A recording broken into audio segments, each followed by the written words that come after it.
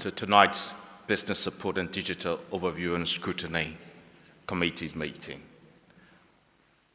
Apologies for absence. Vice Chair. Thank you, Chair. We have apologies from Councillor Nestorov, Councillor Jones and Councillor Boehm due to some personal circumstances. We've got Councillor Shoker substituting for Councillor Nestorov, Councillor Campbell substituting for Councillor Jones, and Councillor Peake substituting for Councillor Bowen, and Councillor Prentor is running 15 minutes late due to work issues. Thank you. Councillor Kemp. Thank you, Chair. I only have one apology. That's from Councillor Broke, who was indisposed. Thank you. Councillor Finch. Thank you, Chair. I'm substituting for Councillor Lammas tonight. Thank you. I have no urgent matters. Are there any declarations of DPI or other interests or any declarations of whipping?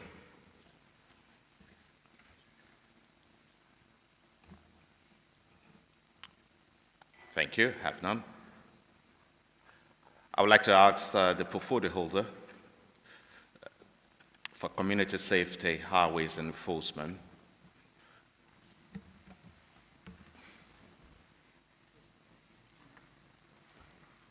Thank you. Welcome.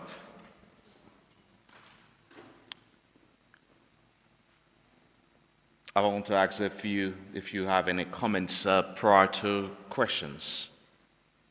Thank you, Chair. I think the report speaks for itself, so I'll let members ask their questions and hopefully I'll be able to provide answers. Thank you. Any member?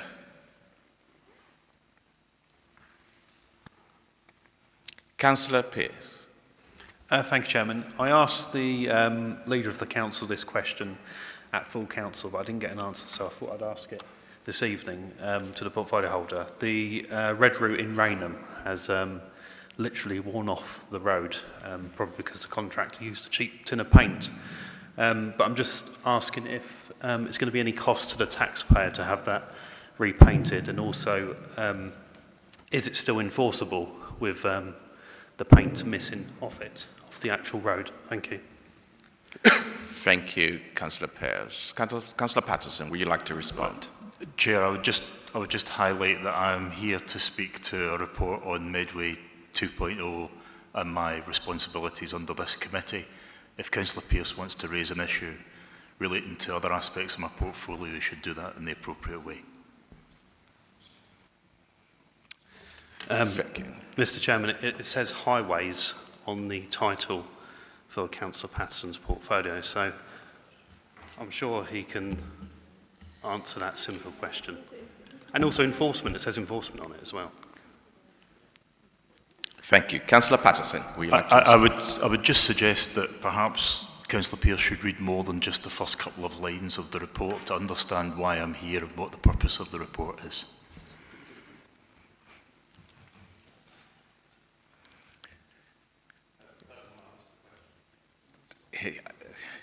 Thank you. Thank you, Chair. I'll just ask if what your view is as chair, because certainly I think that's a very clear question which steps way beyond the purview of this committee, unless I'm mistaken and I'm not at the Business Support Overview and Scrutiny.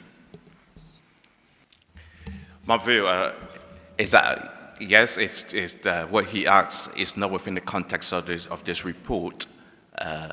Chair, I think you should know that as well as I do. Yeah. Yes. Okay. 2.1 of the report.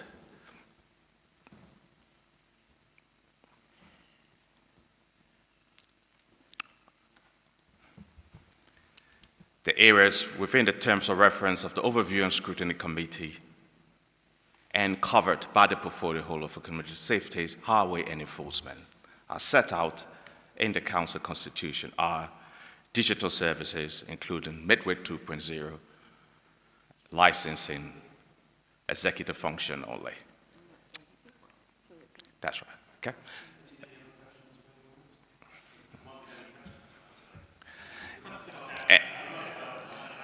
Any other member? Councillor Lawrence. Thank you, Chair. I've got loads of questions for Councillor Patterson that I'll be on this actually, but I'll stick to the agenda. Thank you, Councillor Patterson. It was a good read. It was a bit all over the place. I was trying to sort of follow the Medway 2.0 and then it was sort of interspersed with a bit of licensing. But anyway, I've got a few questions. If I go through them one at a time, would that be okay? 3.3, I just wonder how we're actually measuring the improvements and the value for money. How are we determining something is giving us value for money from these magnificent digitisation changes and transformation stages? And have you got any examples, maybe? There was a good report that sort of lacked any concrete examples of savings and improvements. Councillor Patterson, would you like to respond? Yeah, I mean, I think what you're highlighting, Councillor Lawrence, is the breadth of this portfolio, even in the limited areas that are under the purview of this committee. And I'm sorry if you feel it goes into licensing too much, but actually that's a critical part of my executive functions in this role. In terms of quantifying savings and value for money, I think what has critically been done while I've been the portfolio holder is that we've decoupled those specifically from the Medway 2.0 project in terms of the way that they are quantified, for the simple reason that this disincentivized individual departments from coming up with efficiencies, with savings, with finding value for money, because the credit for any such savings would then be taken, if you like, the glory would be taken by Medway 2.0 rather than the individual departments. So this sits within the wider FIT plan, which we are working towards, which is going to provide quantifiable savings. And I think we're talking in terms of specified amounts. The FIT plan's got a total savings target of 11.3 million and an increased income target of 17.4 million. So I think in terms of the specific figures, these will come out through quarterly monitoring and through sort of budget reporting.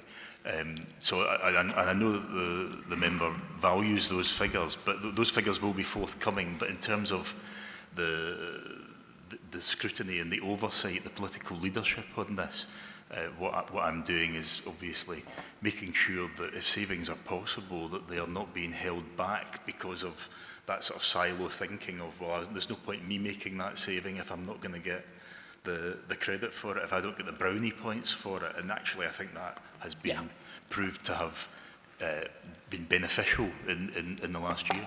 Well, I think in most modern organisations, we don't really talk about what I've done, we talk about what we've done. And, but I do think it's important that we keep a grip of what we're spending in order to achieve what we're trying to achieve. And at the end of the day, I think our motion at full council highlighted the big issues around financing the council. And if we're going to invest 2 million in a project, we want to know what the savings will be and have we achieved them. But I take your point. 4.4, you've led budgetary oversight.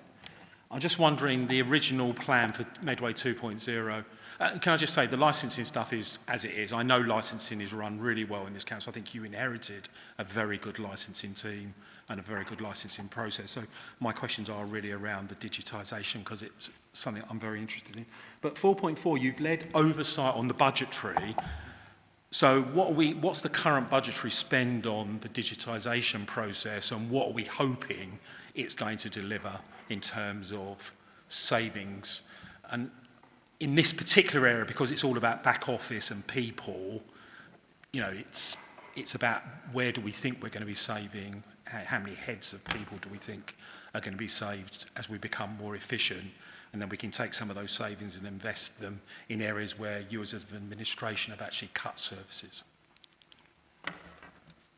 So I think, what we don't want to do, and what I think would be unhelpful, is to think of these savings as being solely in year, that you don't transform an organisation with a £500 million annual budget for the purposes of one financial year. What we're doing is we're laying foundations for savings down the line, and I think a complete rethink of services from the ground up. So obviously that has potential for in-year savings, no question. And so when I came to this meeting this time last year, timing I'm not 100% on, but we were either just about to or just had introduced our first new process, which was the nuisance vehicle reporting process. So obviously that in itself creates specific efficiencies around officer time in terms of checking out whether something is a nuisance vehicle which the council can deal with, whether it's one that DVLA can deal with. So you get those immediate savings of time. I think what's happened since then is we have been able to lift and shift those processes to another 70 other processes that the council uses. So, But actually shifted or planning to shift. So that's the processes that we are now sort of looking at next. Yeah. I'm just wondering in 4.5, in which way have you been involved in making your teams engage with external partners? What sort of things have you actually done?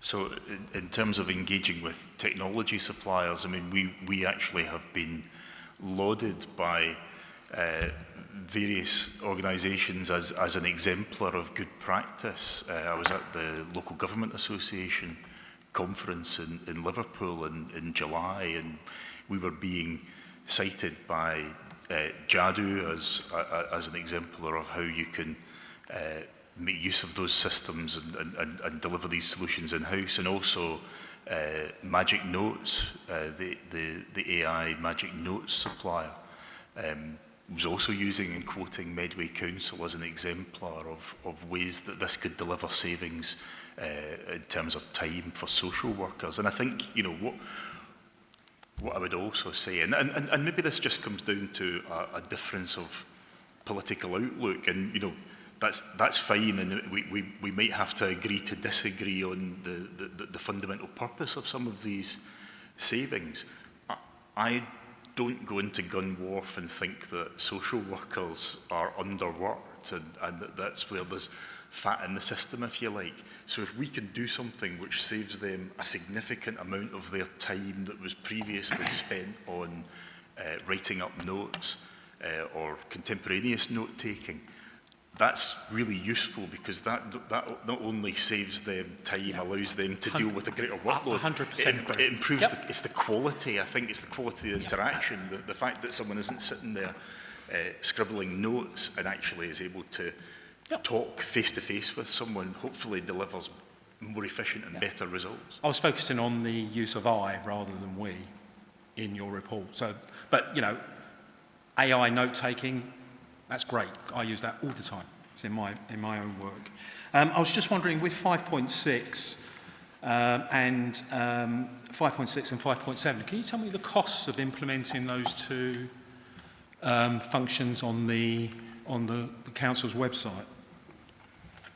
I don't think I can help you right now with specific costs unless Let's Paul can offer an instant answer, but it's certainly something that we can get you. Yeah, I think it'd be interesting to know. I think if we're providing these services for relatively small groups of individuals, albeit important groups, I do think it'd be interesting to know what the costs are, because once again, as you say, we want to be an exemplar to other local authorities, and this might be a good way of demonstrating that.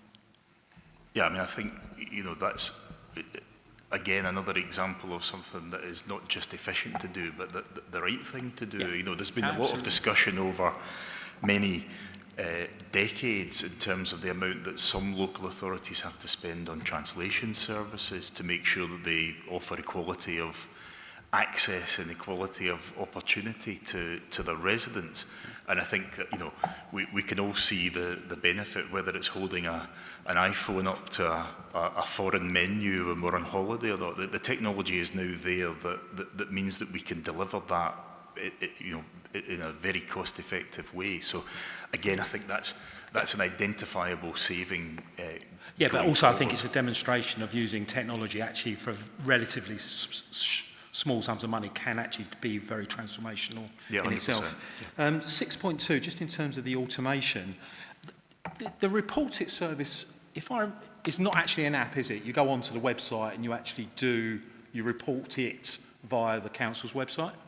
When is that going to be mobile friendly? Because it's not at the moment. It's bloody awful. Given the fact that about 50 to 60% of people are using mobiles for most of their transaction at the moment, I would have thought that would be quite a high priority. So absolutely, that's one of the key priorities for transitioning to the new JADU system forms. Yep. So the ones that aren't mobile friendly, and I've just been looking up the one Councillor Hackrell discussed before the meeting, is that older style e-based form that isn't mobile responsive. So part of that project, where the nuisance vehicle was the first one to move over to the JADU system, which is accessible, mobile friendly. Yeah, okay, so when? When are all of the council services going to be available in a mobile friendly? So the plan is by the end of March, everything will be in the new system. Brilliant, okay, that's great. I think I'm just going to say, I mean, I think, you know, what you are highlighting is how long overdue this piece of work is, really, that there are systems that aren't just dated, they predate mobile phones. You know, the reason they're not mobile phone friendly is because mobile phones didn't really, you know, in terms of as smartphones, didn't really come into existence until sort of wide use until about 15 years ago. I think the challenge for local government is how fleet of foot can it be to respond to new technology. And I think what this probably demonstrates is we're not as fleet as we could be compared to, say, the private sector or even other organisations. I mean, I would dispute that to an extent, in that I think that we have been pretty fleet of foot in terms of what we've been able to do in-house. I think that's been remarkable, and I think that's a real sort of testament to the quality of staff. And again, this time last year, we didn't have a full complement of staff recruited to those roles. We do have that now, and, you know, I know that you have seen the benefit from the member testing user group, where changes have been suggested and delivered within a matter of hours, not even days or weeks. Yeah, I'm 100% supportive of an internal team to deliver this stuff, because if you outsource it, all you're doing is paying someone else's profit margin, and then you get caught in the doom loop of waiting for updates and costs and everything else. 100% support that. I think it's just that, you know, pace of delivery is of concern. But actually, I'm very supportive of Paul's team, because I've spoke to Paul and the other guys. I know what that entails. I've just got one other question, Chair, and then I'll deal with that. At 6.6, it's a little bit sort of, what does that really mean? What does that really mean in terms of what we're doing? So I think, I mean, what I take that as meaning is, in terms of, again, talking about how dated some of our systems were, how disparate those systems were, and the different databases, the different servers that information was held on. And I think that the efficiencies that come from bringing everything into one software ecosystem and hardware ecosystem are really valuable in terms of the sort of resilience that they create. You know, we are, I think, hamstrung by the fact that, and it's no criticism of previous council officers or administrations, that at the opportunity when we've had the opportunity to digitise processes, we've sometimes done that and not done that in a joined up way. And so it just comes back to, this is a real opportunity not to be distracted from that goal of bringing everything, you know, within that sort of JADU Microsoft ecosystem, and really flexing those as well. So looking at what we're already paying for in terms of our Microsoft licenses, and saying, well, what else can it do for us? What else are we paying for externally or through specific licenses that we can then discontinue and bring them into the Microsoft ecosystem. Thank you, Chair. Can I just put on record my congratulations to Paul for his award at the CIO. I think it's great that Medway Council has been recognised for that work, and I think it should be recorded in the minutes. I know it's in Councillor Patterson's report, but yeah, well done to the team. Thank you. Thank you. Paul, would you like to come in? Yeah, thank you. And it was just a specific on that data project. It's an Azure data platform that we're building in collaboration with Microsoft, and then using the Fabric software to analyse, interpret, join up, and master data management across all of that data. So, yeah, really exciting one. Thank you, Paul. I'll come to Councillor Kemp, Councillor Hamilton, and then you, Councillor Howell. Councillor Kemp. Thank you, Chair. Yes, thanks for your report, Alex. I'd like to drill down a little bit on section 4. In 4.1, how has your strategic oversight influenced the direction of or outcomes of the Medway 2.0 programme? And can you provide examples of specific challenges you raised that led to changes in delivery or the approach? And how are you measuring the success of your engagement with the transformation teams? Thank you. Councillor Patterson, would you like to respond? So I think first and foremost, I'm not sort of sitting in an ivory tower asking for this to be sorted out on my behalf. So as well as regular meetings with Paul and his team, I'm a member of the user testing group, and through that, obviously picking up on issues that have been raised by other members of that group, processes that I'm being shown and having had demonstrated to me, prompt immediate questions. Why aren't we doing this? What happens when that happens? So I suppose that challenge is happening in real time. Yeah. It's not an email chain or anything that I can point you to a string of paperwork on. It's actually been a really interactive process. And I think anyone that attended the member user testing group would agree it was a really interactive process in terms of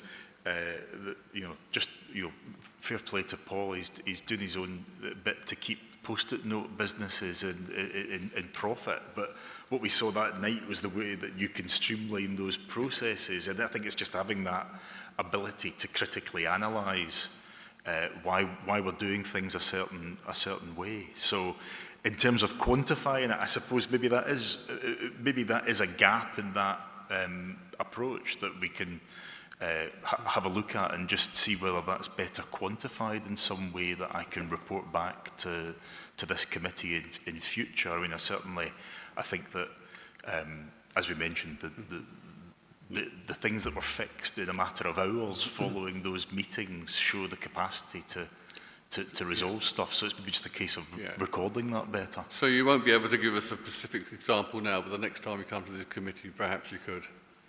So I think, so in terms of examples of things that have been improved through, I think it would be entirely inappropriate for me to take credit for any particular individual feature in in any of these processes. But I think that for example, the nuisance vehicle reporting process, which was the inaugural process, has been refined so many times since we brought it in terms of the ability to sign up for updates for if you find a report has already been made by another resident, that you can put in your details and be kept up to date with what's going on. And I think that that's the sort of thing that we bring to these processes as members, because I think a lot of our time is wasted in terms of duplication of effort with multiple residents reporting the same thing or similar things. So being able to actually clarify whether something has already been reported, whether we're talking about the same thing, has been really gratifying. And I think that that's a process that we've really made significant progress on. Okay. Another question, if I may, Chair. What governance frameworks have been implemented to oversee the integrated hubs and AI tools? And how are the risks associated with AI deployment being managed, particularly in sensitive areas like adult social care, for example? And again, what performance indicators are being used to track the success across these programs? Perhaps you could be more specific on that. Thank you. Again, I think questions around sort of information governance and the sort of legalities around AI are better answered by Paul as Chief Information Officer.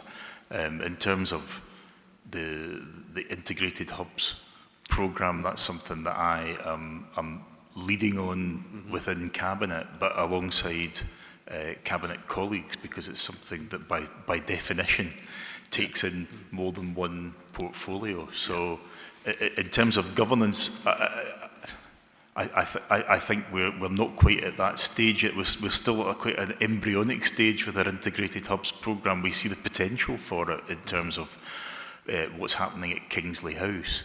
But actually the vision for the Integrated Hubs is for them to really become that sort of one-stop shop. So it doesn't matter whether you're going there with an acute housing need or you need a new recycling bag, that we become that genuine one-stop shop.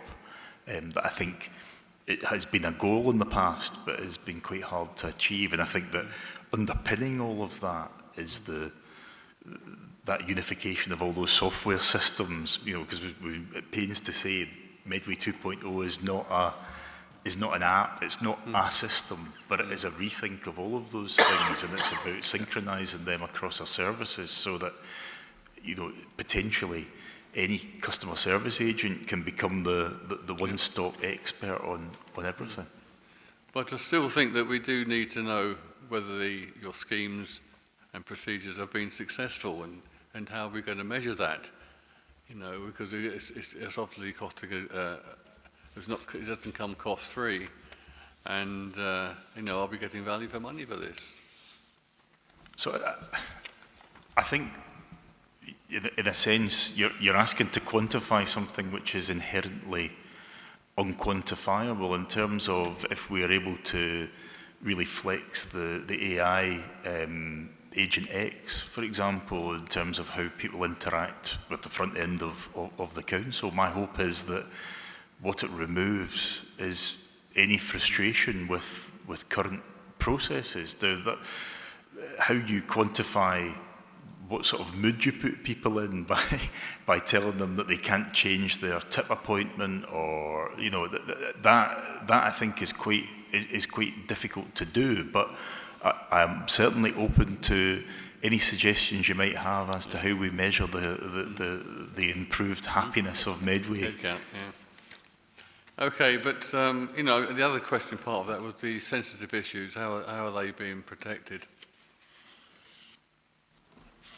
Again, as I say, that I think that's a matter for the Chief Information Officer in terms of the specifics around data protection. But these are the things I'd like to have read in this report, Alex. Anyway, moving on. Final question. Just to clarify, this is not a report on all the things that Paul is doing. This is actually in terms of my political oversight of that. Well, this comes under the section providing political leadership and challenge. Anyway, moving on, last question, if I may. I noticed that in 4.6, you're having the new CCTV control centre is proceeding at pace. So what are the expected benefits of the new CCTV control centre for residents and council operations? And how is the project being monitored to ensure that it meets the January 26th deadline? Perhaps that's easier to answer. Yeah, so I suppose there are a few very clear benefits of that integration. I had the privilege of visiting a CCTV centre in Strood just a couple of weeks ago, and overseeing some of the improvements that are being made, the replacements of cameras that have reached the end of their operational life. Now, there's nothing fundamentally wrong with that building. It provides appropriate privacy and that sort of thing.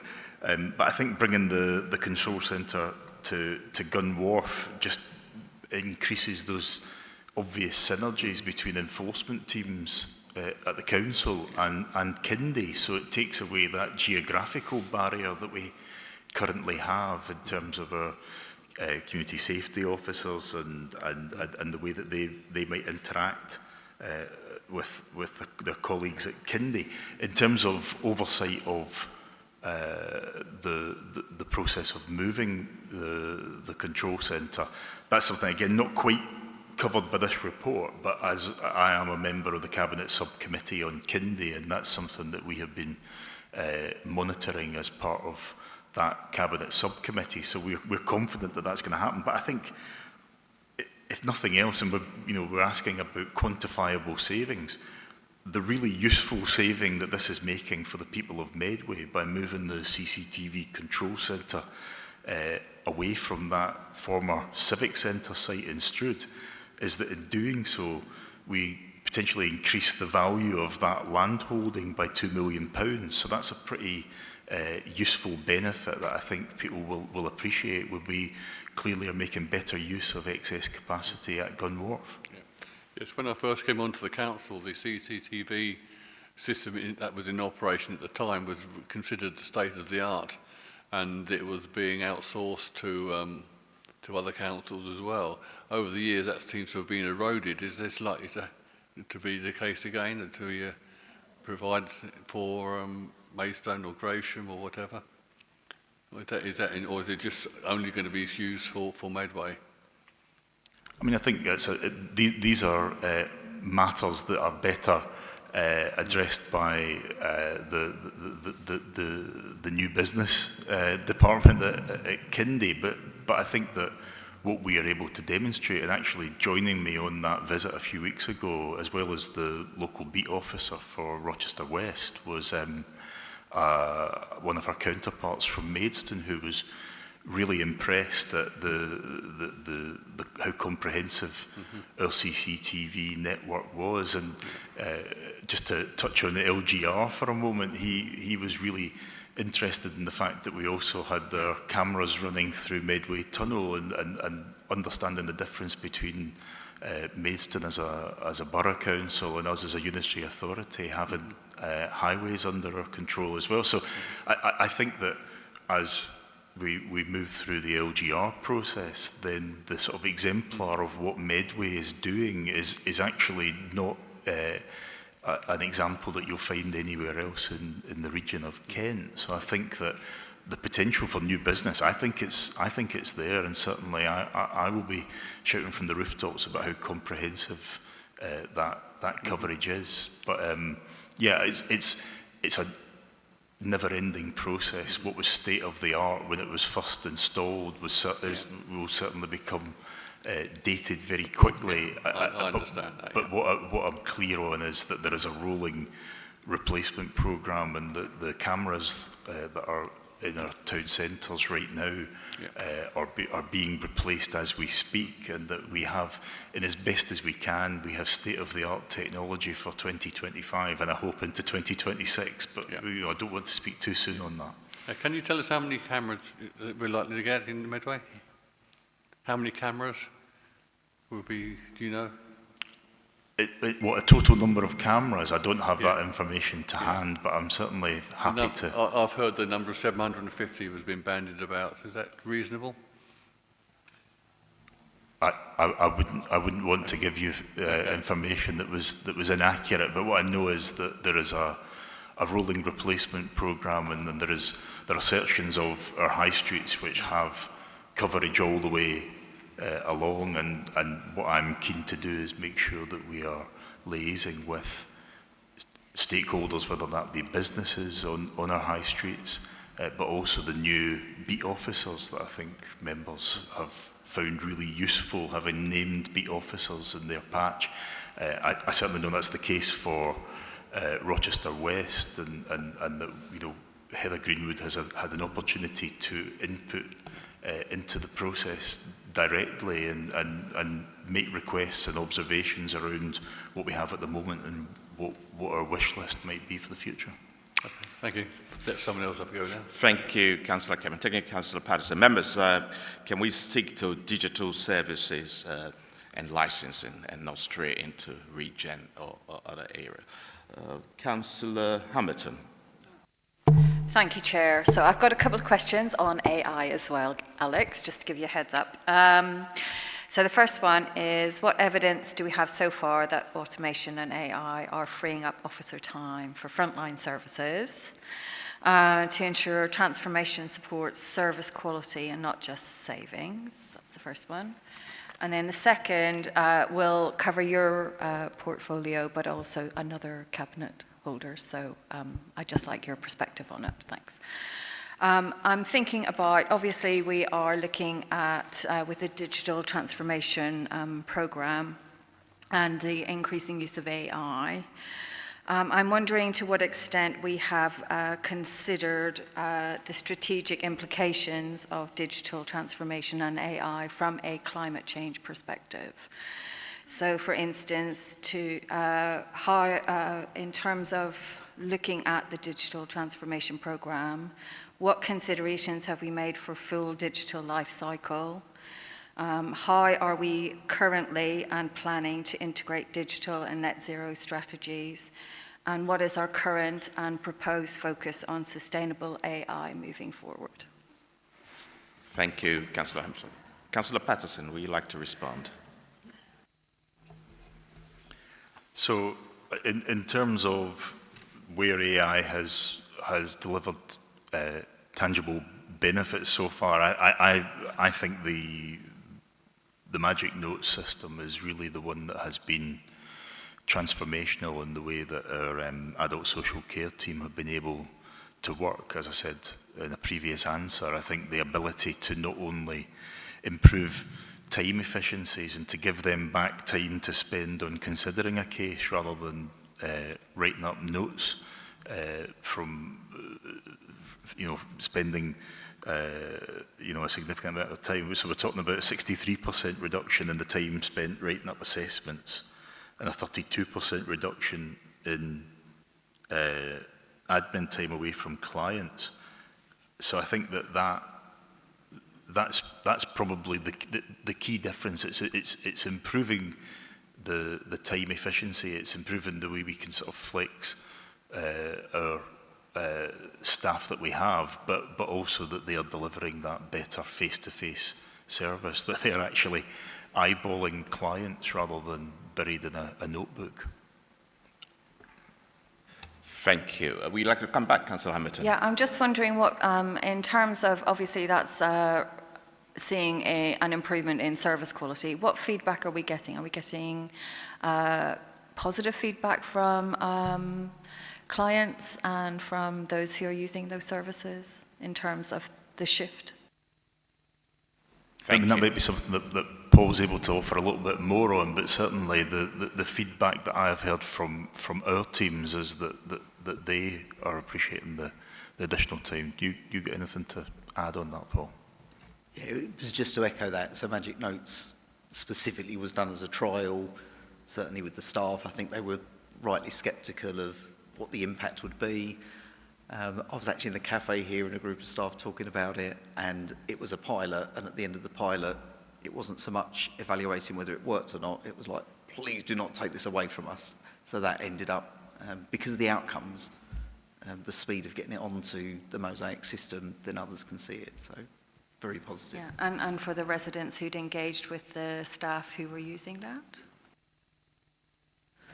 The staff are able to engage much more with residents because Magic Note sits there taking the notes of the conversation rather than, oh, hang on, let me write that down. The conversations are much more engaging, get in depth, and they get that summary at the end of the conversation. And so just to pick up on the questions around the sort of environmental life cycle and the impact of AI, I mean, obviously we know that AI is a water-intensive process in terms of the amount of cooling that has to happen on servers, and we're told not to run any of these sort of stupid searches or things where we sort of have ourselves made up as toys and things like that because of just how much impact they have.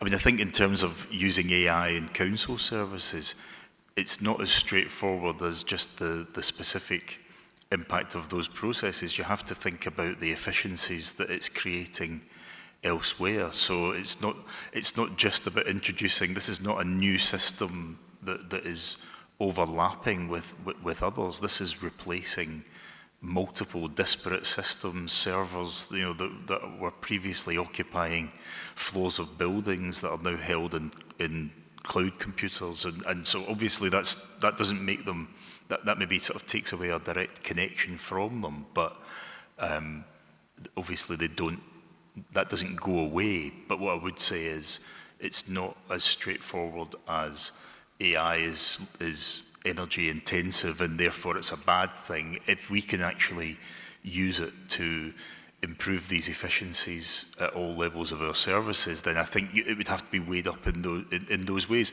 But there is obviously, in every report presented to Cabinet, to Council, there is a climate change consideration in that. And I do think you're right, that's something that should definitely reflect on the impact that AI has, so that we can, if it is a net cost, that we at least are obliged to justify that for the benefits that it provides to our residents. Yeah, my question was more around how much thought has been given to integrating both our digital transformation strategies and our net zero strategies. I'm very aware of AI as an enabler, but also as presenting significant challenges. So I think that's certainly something that we'll take away from this going forward. I think that maybe does need to be presented more clearly together in terms of how it fits into these systems, and that's kind of the point about what we end up doing with Medway 2.0. When you strip everything right back to brass tacks, it means you start asking questions about things that were taken as have been taken as read for decades, and it's absolutely right that in rethinking all these aspects of our service delivery that we also consider that impact. So yeah, I'm really pleased that this council takes its obligations to the planet seriously, unlike certain other administrations who seem to think of the phrase, think global, act local, and turn that entirely on its head, and it just becomes do nothing and hope for the best. That's not the way this council is going to operate. Thank you, Councillor Patterson. Would you like a comment, Paul? It was just on the specific point around sustainability. So where possible, we're using the Microsoft platform and the Azure platforms, which Microsoft had their own goals towards sustainability and being carbon negative by 2030. So by aligning ourselves with that programme, we'll get the benefits of that. So where possible, we're using that Microsoft platform. Thank you, Paul. Councillor Hackwell. Thank you, Chair.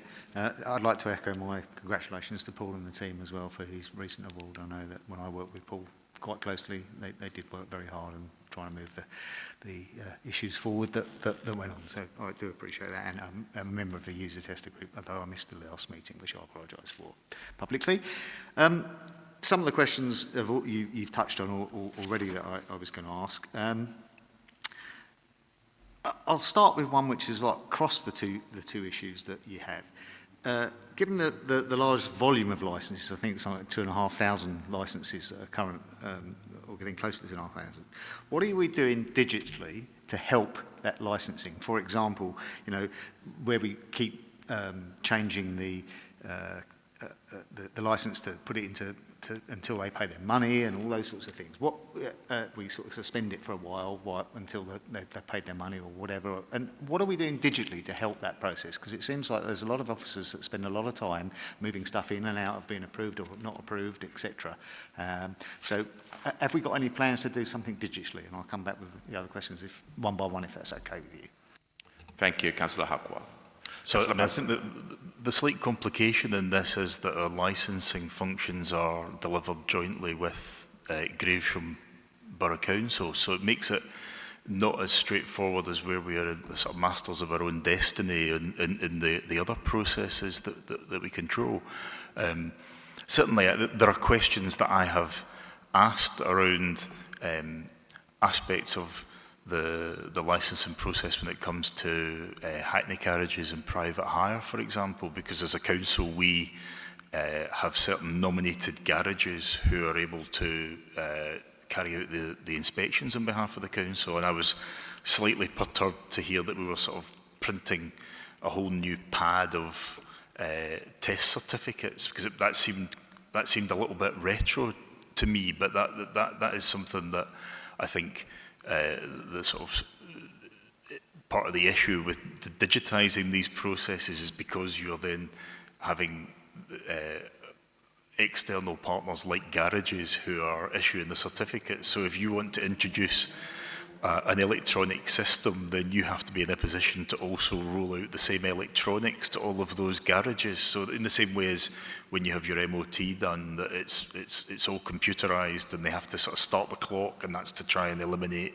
the potential for fraud. Now, I'd love that to be the sort of thing that we could do through our sort of licensing functions, but I'm told that ambition might be something that we're unable to do certainly before local government reorganisation.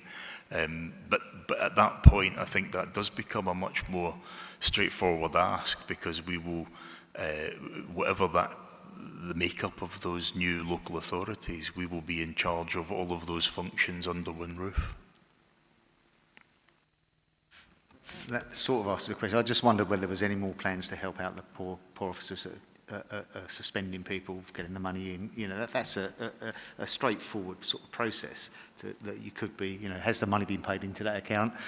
Release the license back, or something like that. Whereas at the moment, it sounds like it's a very manual process. But I mean, certainly we're carrying out the workshops with all our departments, and Paul can maybe give some information on whether or when that is going to happen with our licensing officers, because you know they will know best. It's not for me or you to tell them what will save them time through those processes, but certainly that discovery phase I think has been really productive in other departments, and has turned up, you know, whether it's the stuff that's been done with Macmillan, which wasn't one of the original processes, but the fact that, you know, because we're asking these questions of departments about how they feel they can use these processes, then that discovery phase sort of turns out, or things turn up that we didn't necessarily expect. So I don't know, Paul, has there been a discovery or a workshop session with those officers yet? So not as yet with licensing, because as we've come to this committee before, we've selected the roadmap based on cost and the demand coming into the council. But what I would say is the solutions that we've developed, I know already from hearing what you're saying, would help with licensing. So we've got AI that can automatically scan a mailbox, prioritise and present that information. So probably a lot of the solutions have already been developed. So when we get to that team, it will be that accelerated programme of, this is what you need. We've got it already. We can put it together. Whereas the first ones, we were having to build those solutions. Is there a plan? Is there a plan for licensing in your roadmap? I mean, what I would say, Gary, is that, you know, in terms of efficiencies, Medway 2.0 is not the only show in town. You know, just at Cabinet the other night, I brought forward the latest taxi tariff review, and that is the first fruit of the new taxi tariff review policy. And some of the efficiencies that creates are around not having a special lastminute.com appeal to Cabinet to approve a Christmas and New Year tariff card. Just simple things like integrating that into the annual tariff, because what do you know, Christmas and New Year come round every year, so it's quite predictable, and it was kind of frustrating that wasn't happening as part and parcel of the tariff review, but that's also happening. The taxi tariff review policy was designed to make best use of our officer time as well, so rather than having ad hoc reviews of each and every aspect of the policy. What we have now is a very clear biennial review which looks at flag, yardage and one other area. So we don't have that sort of waste of officer time reviewing every single thing every single time. So I think, you know, I take your point, and if digital processes can be part of that, but it comes back to our fundamental thoughts around what Medway 2.0 is. Medway 2.0 might be a bit of technology, but it might just be a better way of working as well. So it can be much more straightforward, and you know, digital is not always going to be the solution that delivers the greatest benefit. In fact, I think, you know, what we've done with the taxi tariff review policy is introduced efficiencies that wouldn't be quantified under Medway 2.0, but they're important nonetheless. I have a couple more, if that's okay. I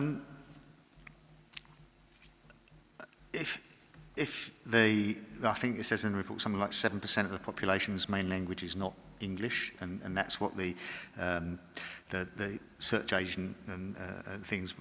What training is being given to the people that like cabs, for example, which get the first line of people coming into them to have a problem? Have there any big training given to them to sort of refer them back out to say, well, if you use this chatbot, it will be in your own language? Have we done any training like that to make sure that, you know, the people that are struggling to speak English, that is not their first language, that end up in cabs, referring them back out to a chatbot? Have we done anything like that, or is that planned? So I think Paul's going to jump in, I think, on this, but certainly the implementation of that Agent X system, which we hope is going to be later this year, Paul, which doesn't give very much time between now and then. You know, I think that's the point where we'll really see the sort of step change in this. But Paul can maybe answer the question around training.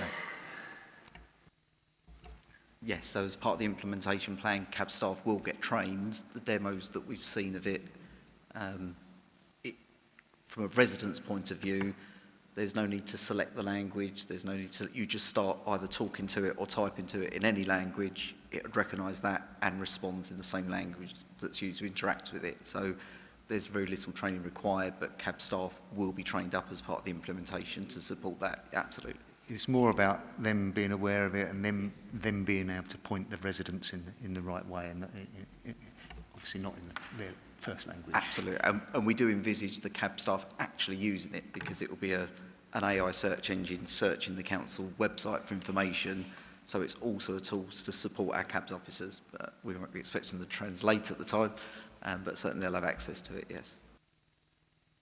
Thank you. I've got a couple more. It mentions in the report the partnership with Kindy and helping one resident. They obviously, I'm just guessing that a resident went missing and Kindy knew, and we used the CCTV cameras to find them. I'm just guessing that's what happened from reading the report. Is there any plans to make that more of a concrete arrangement, so as soon as Kindy have an issue or someone presses their buzzer or whatever that they do, that the CCTV crew are alerted and it becomes part of the normal process, or what is the plans? Because I mean, one resident was a great save, but you know, there's likely to be more, I guess, in the future. But I think, you know, what we're seeing is the ability to sort of integrate services that are inherently related. So when it's someone coming in, whether it's at Kingsley House, where they've got a benefits query or a housing query that very obviously is actually a benefits query, and making sure that those departments are talking to each other. But I think that, you know, you're right, that's something that you would want to happen, whether it's about CCTV, whether it's a resident who might be using Kindy for their personal care software and the equipment that is in people's houses that alerts the authorities to any anomalies, such as not sort of breaks from the normal routine. So yeah, I mean, I think subject to our Chief Information Officer telling us exactly how these systems can talk to each other, I think that's an excellent idea, and I think that integrating the CCTV hub into the premises at Gun Wharf can only improve those connections as well.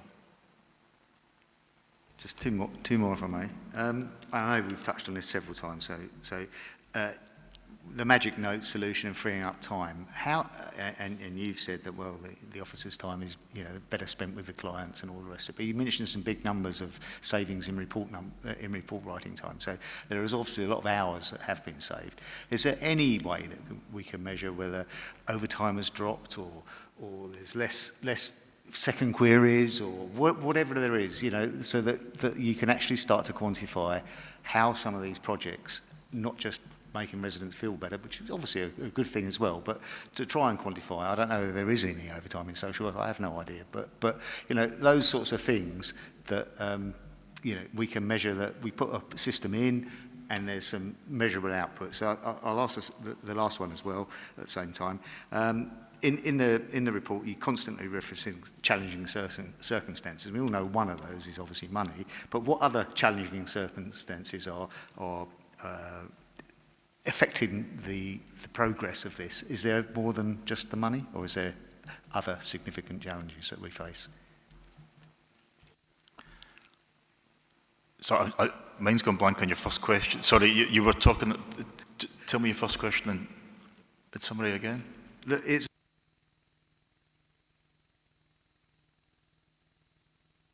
Sorry, so I think that goes back to what I was saying earlier about decoupling this in terms of the sort of quantifying and reporting within the Medway 2.0 programme itself, that those efficiencies will be reported through management structures, and you know, that is obviously for service heads to look at and see whether staff can be deployed differently, how that impacts on staff time. And you know, these things again in turn will come through quarterly monitoring and annual budgets if there's opportunities for saving. As I say, I have certainly never had the impression that Medway's social workers are underworked by any measure.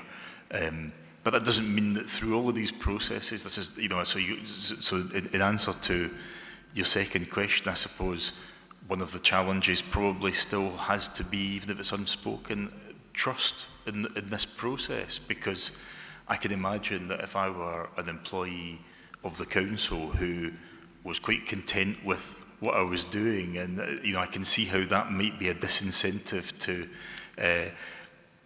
cooperating, if you like, with this process. And I think that the workshops that have taken place have hopefully dispelled some of those myths, but that doesn't mean that through this process, you know, that's not where I'm coming at this from. But if, for example, there are roles that eventually de facto cease to exist, you know, I'm confident that we have capacity through natural wastage, that's the sort of thing that can be, you know, these savings don't necessarily have to have the objective of a reduction of headcount, as I know that or a sort of non-targeted reduction of headcount, as I know was the opposition's amendment to the budget in February, where it was just it seemed to be sort of drawing a line through a certain number of staff. That's not the way I want to operate, but equally, that doesn't mean that all the jobs, you know, we've talked about all the processes that couldn't have been conceived of and weren't designed for the smartphone age.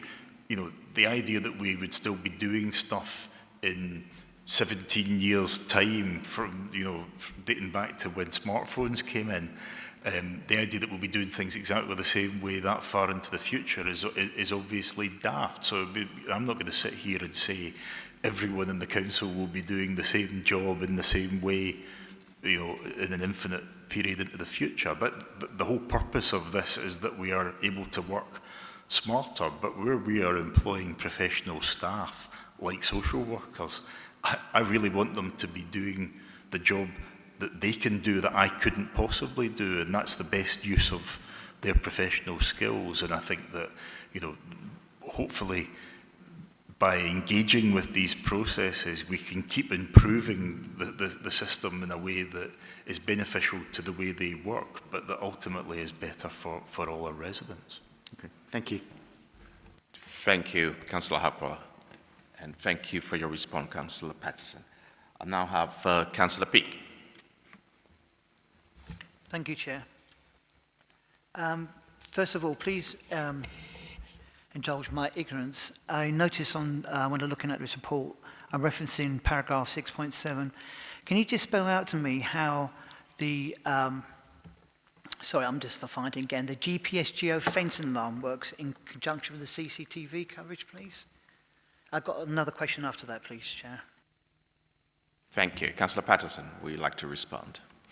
I certainly wouldn't want to intrude on operational matters, but I know it in layman's terms, but I think Paul maybe has a better way of putting it in plain language. Would you like to come in, Paul? Yeah, so it's a geo-tracking, which just means the resident in care had a tracker on, and there's geo-located virtual barriers around the premises. So when a resident wandered past outside of the area that they should have been, it triggered an alarm.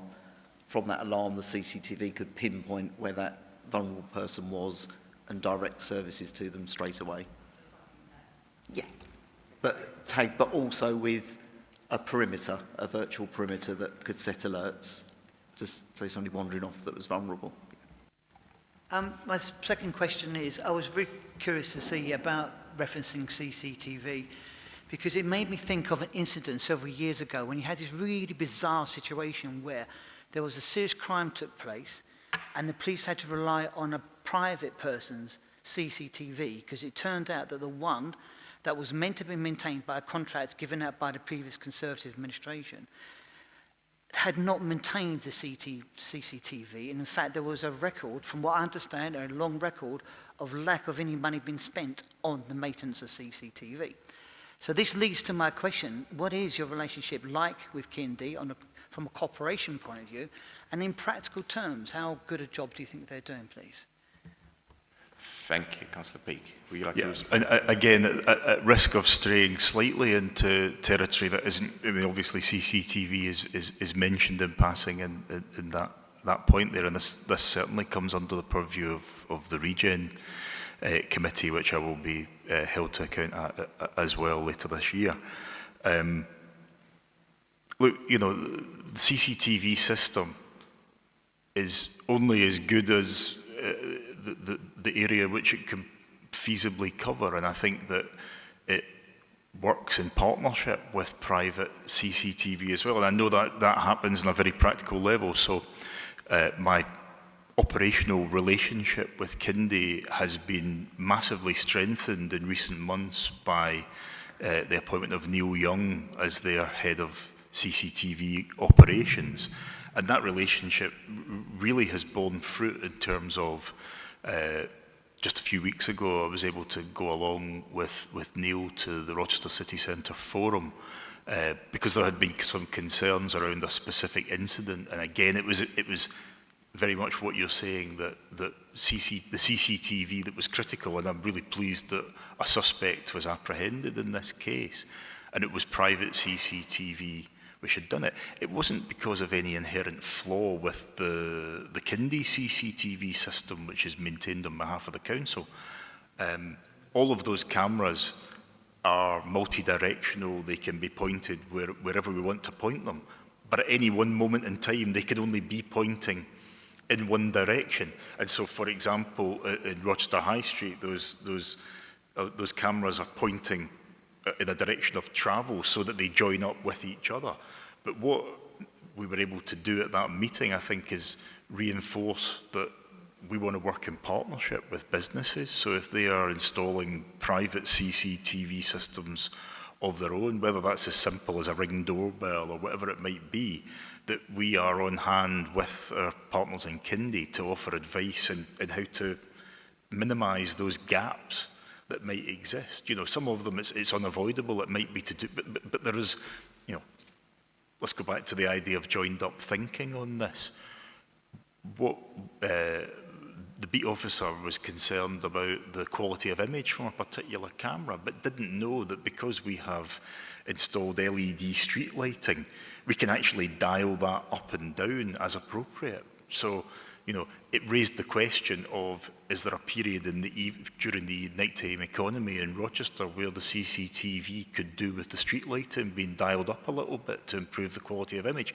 So I think that sort of information sharing is really important. But, you know, these are the invisible silos that exist in, you know, whether it's within the council or council working in partnership with businesses. But so I wouldn't pass comment on, you know, because, you know, what's happened, what's passed is prologue, frankly, and you know, there's no point getting into CCTV issues of the past. What I'm really confident of is the fact that we now have someone in charge of CCTV at Kindy who really gets it, really cares, and is engaging with all the right stakeholders to make sure that we get a good result for residents.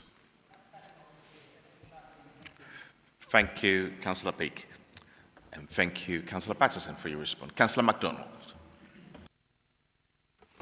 Thank you very much, Chair. And thank you, Alex. I suppose I'm going to be a bit, I'm going to do a bit of a shout out for the licensing committee, I suppose, because, you know, as chairing it, but just maybe touching on some of them other issues around the savings. You know, remember that them licences are self-funded by people. It's not about the savings when it's the drivers funding it, or it's not. You're not going to, if you can find stuff, and I know that team, as Alex might have seen, I know Hazel's been up to Councillor Brown.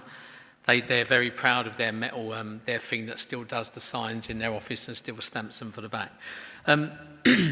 Alex, I think I just wanted to say for me that the hearings are quite difficult at times, and the really good thing is they are very, you know, we're on our own, we're co-judges, we're not dictated to by anybody.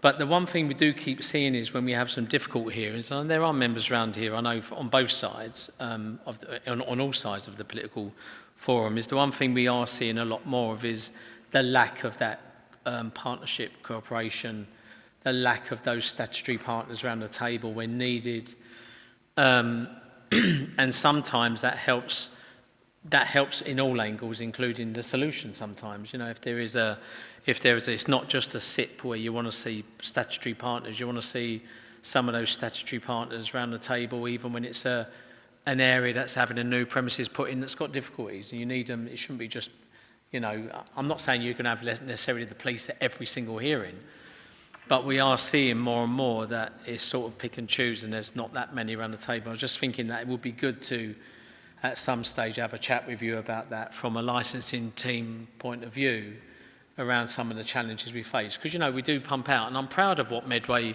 does on that licensing. We are very different to Gravesham, as you know. We have a lot more hearings than Gravesham does, and maybe that's where the difficulty is as well. They don't have the licensing hearings with taxi drivers like we do. We don't have that relationship. They don't have that relationship with the taxi driver service like we do here. But there are still some issues there, you know. And you know, we helped you. You know, we helped with tidying up that taxi tariff stuff to come to cabinet and making it more. The licensing committee can really help you recognise some of those savings and some of those potentials, even in the hearing structure, that we sit there and think, why wasn't this done before? Why wasn't this made a lot easier? Why? So there are maybe an opportunity for, I know you recognise the good work of the team, but maybe an opportunity for all of us to get around the table at some point to maybe inform that 2.0 stuff and look at what we see, as Councillor Kent would know and Brown, what we see as a simple thing that could have been done that would have saved so many hours of time. But that's not discounting how good our team is in Gravesham and how Mark and his team and Emily do a great job. But the only other point I will make, and Paul will know, I'm going to just talk. I'm not going to talk too much about it, and I pulled it up before. But I think it'd be good for you to have a look. There will be lessons learned from the Kingsley House. The Kingsley House is not the structure that you would want at this moment in time, and it's not the open door that should be there. I think Paul's been really good. He did come back to me after the last meeting and recognise, Paul, didn't you, that it's not the open door that we were hoping for. But there is still a massive issue there, and there's a massive, you know, there are things we need to put in place there to make it a lot better for the staff. Do an amazing job in the housing teams and all the teams there, but the open door aspect is just not right. You've got people hanging around in that open corridor as you walk in Kingsley. They're not inside the door. They're giving away their phone numbers in the middle of open reception areas. That if I wait for the lift, as I'm in Kingsley quite a lot, if I wait for the lift, I can hear them individuals' mobile numbers and stuff and details being given. I think Paul recognised, because we know Paul would want a perfect service, but I think there's still some lessons to be learnt there, and you can't offer everything on a one-stop shop. But if you are going to offer things, you want to offer things that you can do properly. I think that's just my only comments, but thanks very much for your report. Cheers. Thank you. Councillor Patterson, would you like to respond? Thanks. Yeah, I mean, on the Kingsley House point, I think in its defence, I would say it's not a community hub, and I think that there's an element of perhaps people wanting to access it who are requiring services that aren't delivered there, and they can be re-signposted elsewhere.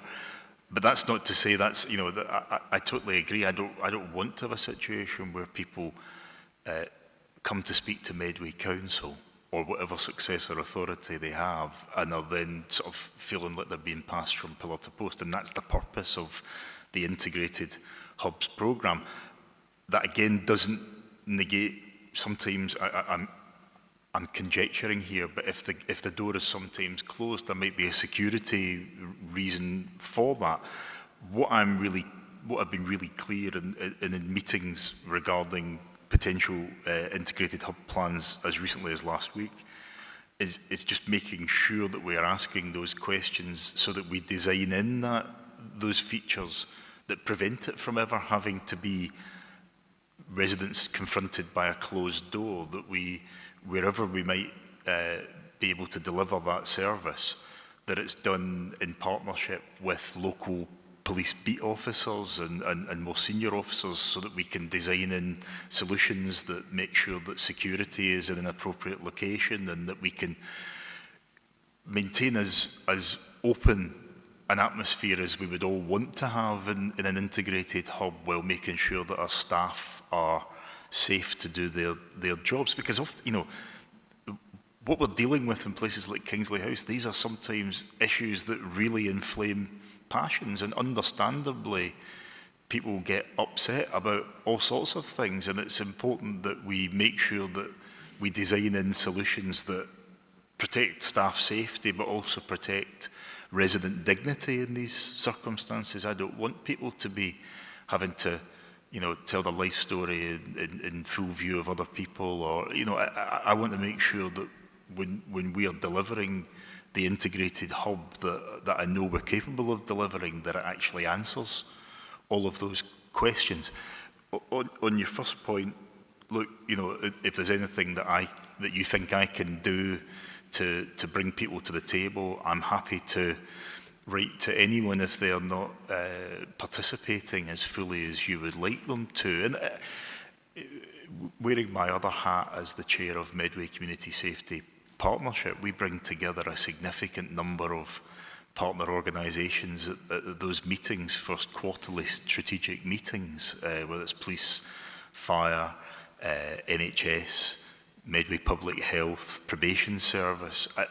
And naturally, there will be points where people have to miss a meeting for whatever reason, and there have been issues in that forum where, you know, there's been change in personnel, and so we've not for a period had the representation we'd want from, say, the Probation Service. But that, you know, that has been resolved, and I think the value of that is immense, because, you know, the number of times that in those meetings a throwaway comment becomes part of a better way of working. And I know I value Councillor Galvin joins me on those strategic meetings, and I think he would say the same, that that's a really helpful place to bring together all of those partners. So if that's something that can be used as an exemplar for a better way of working with licensing, I'm happy to.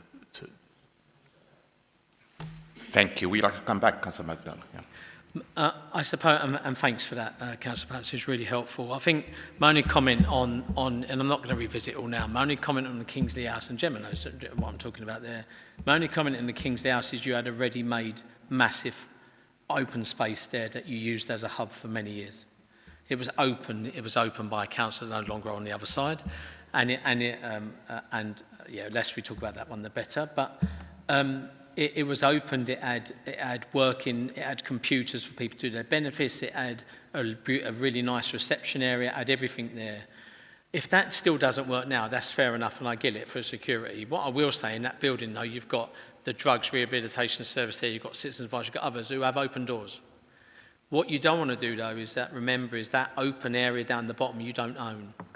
So when there's crowds of people there and staff for the other offices trying to walk in, it's not right. And I think, as I said to you, Paul, the reason they're getting angry sometimes, there are windows go, there are things happen. But I think what you don't want, and I think you recognise that definitely, Councillor Patterson, is you don't want people going in asking just for a simple thing and being sent to Gunwolf to use the phone, or being sent to the library right down the road to get a form, when there's simple things that can be dealt with very quickly. That's all it is. It's just about that. It's just about how quick the safety part is. That's all. But it's okay. But thanks. It'd be a good thing to look at. Thank you, Councillor MacDonald. Councillor Patterson, would you like to respond? Yeah, and I think absolutely agree with that. But I do think all of these tools, like the AI customer service tool, I think what that on one level it reduces frustration for people who are interacting with the council remotely, but it also gives the opportunity for any member of our team who are interacting face to face with the public to say, wait a wee minute, we can get you an answer on this, and I think that's invaluable, not to be pushing people from pillar to post. How many of us receive correspondence from residents where they're at the end of the rope, frankly, because they feel that they are being moved from pillar to post. I think if Medway 2.0 achieves one thing, it's that we remove that culture of silo thinking, and that we become, whether it's in a physical location like an integrated hub, or whether it's a concept in the way that we are working, that we are a one-stop shop. Thank you. Councillor Pearce. Thank you, Chairman. I've got a question on the report. 3.4, specifically pavement licences and street trading consents. This council's lost the Rochester Artisan Market, and it's obviously been all over the press. I've just been reading the article again. Unfortunately, that's gone, but the people are referencing here that one of the reasons why it has gone is because they've had to start paying a licensing fee to open the market, as well as a temporary traffic regulation order, and they state that this has not been a requirement previously. So my question is, why is Medway Council driving markets out of Medway towns? And can't we have some sort of concession for these wonderful groups that put on these markets and spend lots of time putting them together, because we want to continue to enjoy these fantastic things that make our community a place. Thank you. Thank you, Councillor Pearce. Councillor Patterson, would you like to respond? So what I would start off by saying is that the negotiations, the discussions around the collection of unpaid business rates and the other issues which arose as part of what Councillor Pearce is referring to were dealt with by my colleague Councillor Marhill. What he did do was sought my permission to offer in terms of anything which the council were able to have control over, in terms of things that could be waived to ameliorate that situation and make sure that the artisan market had every opportunity to resume in a compliant way. So what I would say is, from my portfolio's perspective, there is nothing which I actively did or failed to do which contributed to that decision. We have a situation of Medway Council where we had a 91% cut to our revenue support grant over a period of 14 years. And part of the argument when people roll their eyes about that being mentioned, even though it's actually something I'm quoting the departed leader Alan Jarrett, when I say that, is that we had alternative sources of income which were then devolved to local authorities, and one of those is the collection of business rates. And so you can't have it both ways. If that's to form part of the solution to local authorities' financial difficulties, then it's appropriate that they are also collected. So, I said at Cabinet probably 5 or 6 times that we are on the side of people who play by the rules, and a fundamental part of playing by the rules is paying your taxes. And I certainly have no way of escaping mine when the calculation comes through from HMRC, and I think that that's an issue. I don't know the specific details of that case, because, as I say, that was dealt with by another portfolio holder who has responsibility for town centres. But I know that every effort was made from his perspective, going above and beyond, and certainly offering as many options and opportunities to come to a solution. So I can't speak to why an organisation would come to that conclusion. Thank you. Councillor Patterson. I don't have any other member, but before I go to the Vice Chair, I just want to add my congratulations to you, Paul, you and your team. The award-winning digital services are a great, fantastic achievement. Strategically, Councillor Patterson, what is the single biggest area of improvement you believe is still required in the Council digital offering for residents in the year ahead?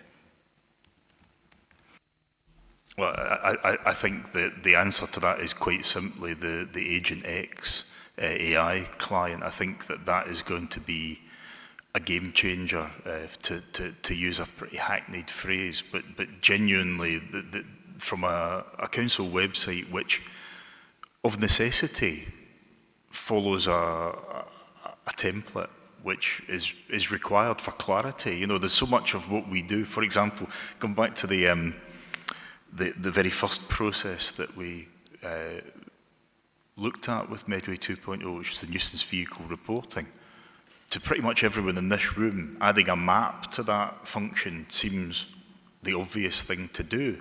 But actually, in terms of your accessibility score on your web page, that drags it way down, because it suddenly becomes something that it relies on you to have 20/20 vision, or at least the ability to analyse a map like that. So the things that we do like that sort of assist can actually sort of remove accessibility. And I think that's maybe why people look at council websites up and down the country, which all follow a pretty similar format, and look at them and think, these look so dated, and where on earth, because every council decides a different way what the main headings are and that sort of thing.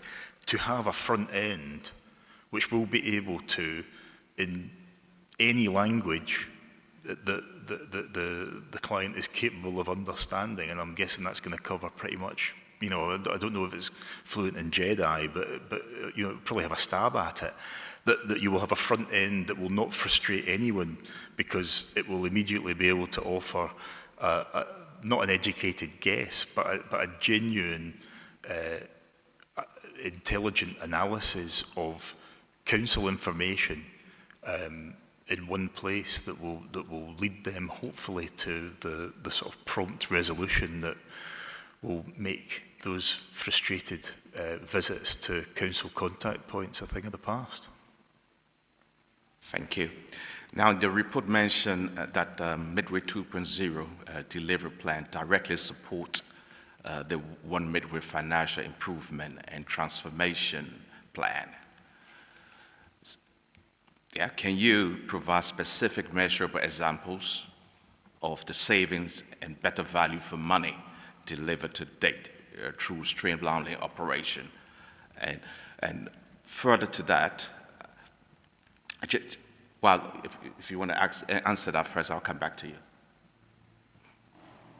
Yeah, so as I say, the individual savings now belong to the departments which are making them and will be reported through quarterly monitoring and through the budget process.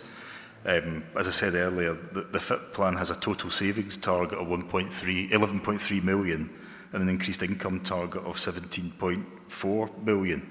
So, I think we could talk about the sort of headline figures about the FIP plan, but in terms of the role that Medway 2.0 can play in those, that really is a matter for each individual department, and I think that's a really good thing. I think that was probably a stumbling block to progress with Medway 2.0. As I said earlier, I think that disincentivised blue sky thinking, to use another hackneyed phrase, but actually, to decouple that, those sort of figures which you're asking for, is actually a key part of doing this better. Okay. Just the second part was to do with staff morale. How is this team learning process impacting staff morale in terms of risk of reduction in staff number or in the delivery quality? So I know that we conduct a staff engagement survey, and I don't want to comment on something that I don't have to hand and I don't have the details of, but perhaps Paul can answer whether they are being asked a specific question around the transformation programme.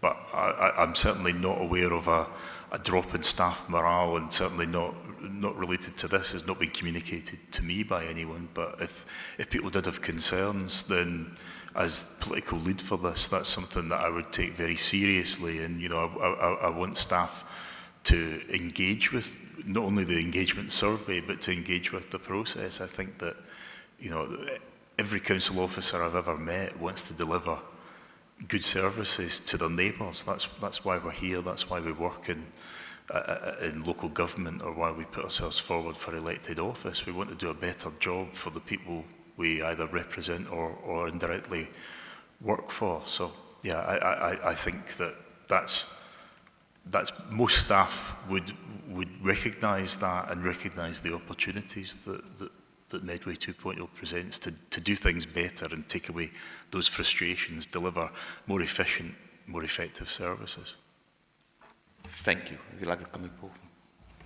Yeah, as part of the engagement for the transformation projects, especially around AI, I've met with numerous teams, gone to services, and the first and foremost concern that's been raised is what Councillor Hamilton raised around the environmental impact of AI. I've been very surprised. It wasn't jobs, it wasn't the threat. That was kind of accepted, that it's going to ease the burden on the workforce to take on some of these tasks, but it was the environmental impact has been the biggest thing that staff have raised to me in doing those roadshows with staff.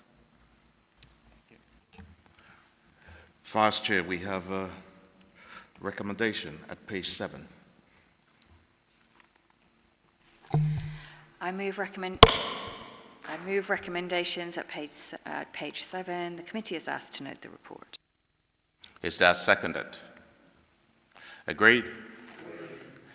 Thank you very much, Councillor Patterson.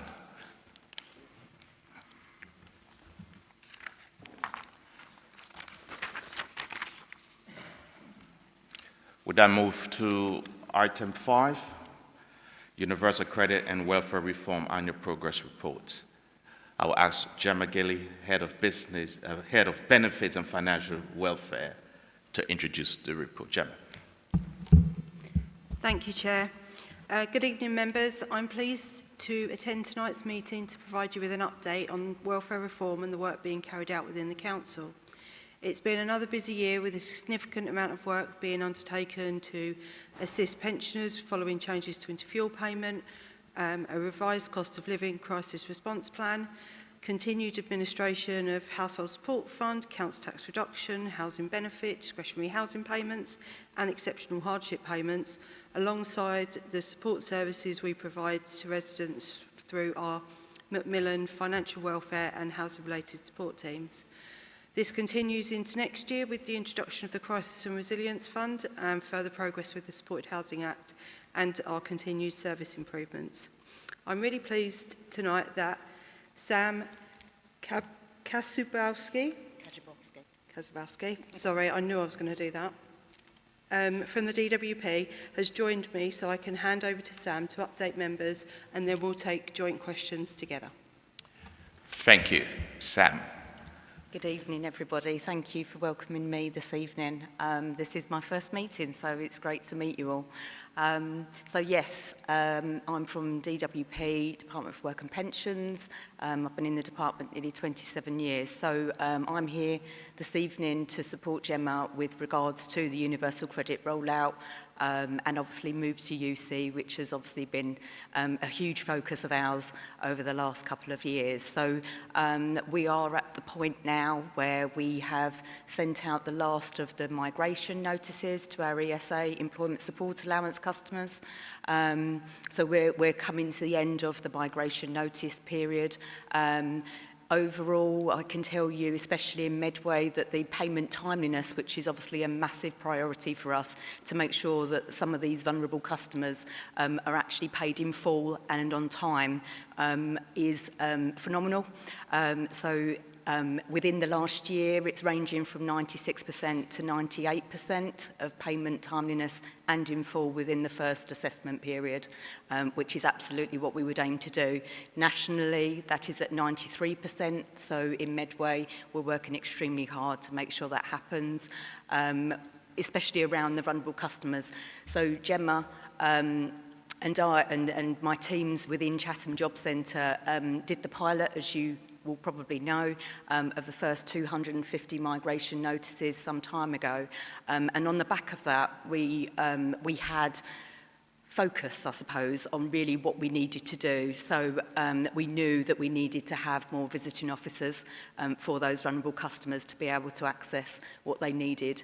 And on the back of that, we were able to recruit and take on another 6, which is a huge focus for us and a huge impact on Medway specifically with the numbers of customers that we had. So we do know that that takes some time when it comes to training visiting officers, but that has worked fantastically in making sure that people are accessing their benefits on time and in full and receiving exactly what they're entitled to.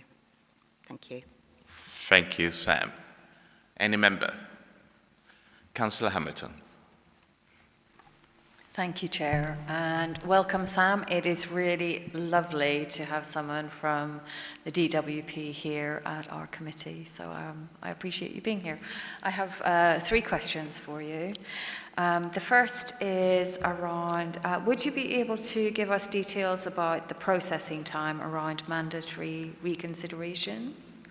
So Okay, so I haven't got that right now. I can absolutely take that away. That actually falls under decision making, which is based down at Canterbury Service Centre, which is actually where I was today. So I'm more than happy to take that away and come back to you in writing. Thank you. Okay. And then my other 2 questions is just your own reflections on how you think the transition to universal credit has gone.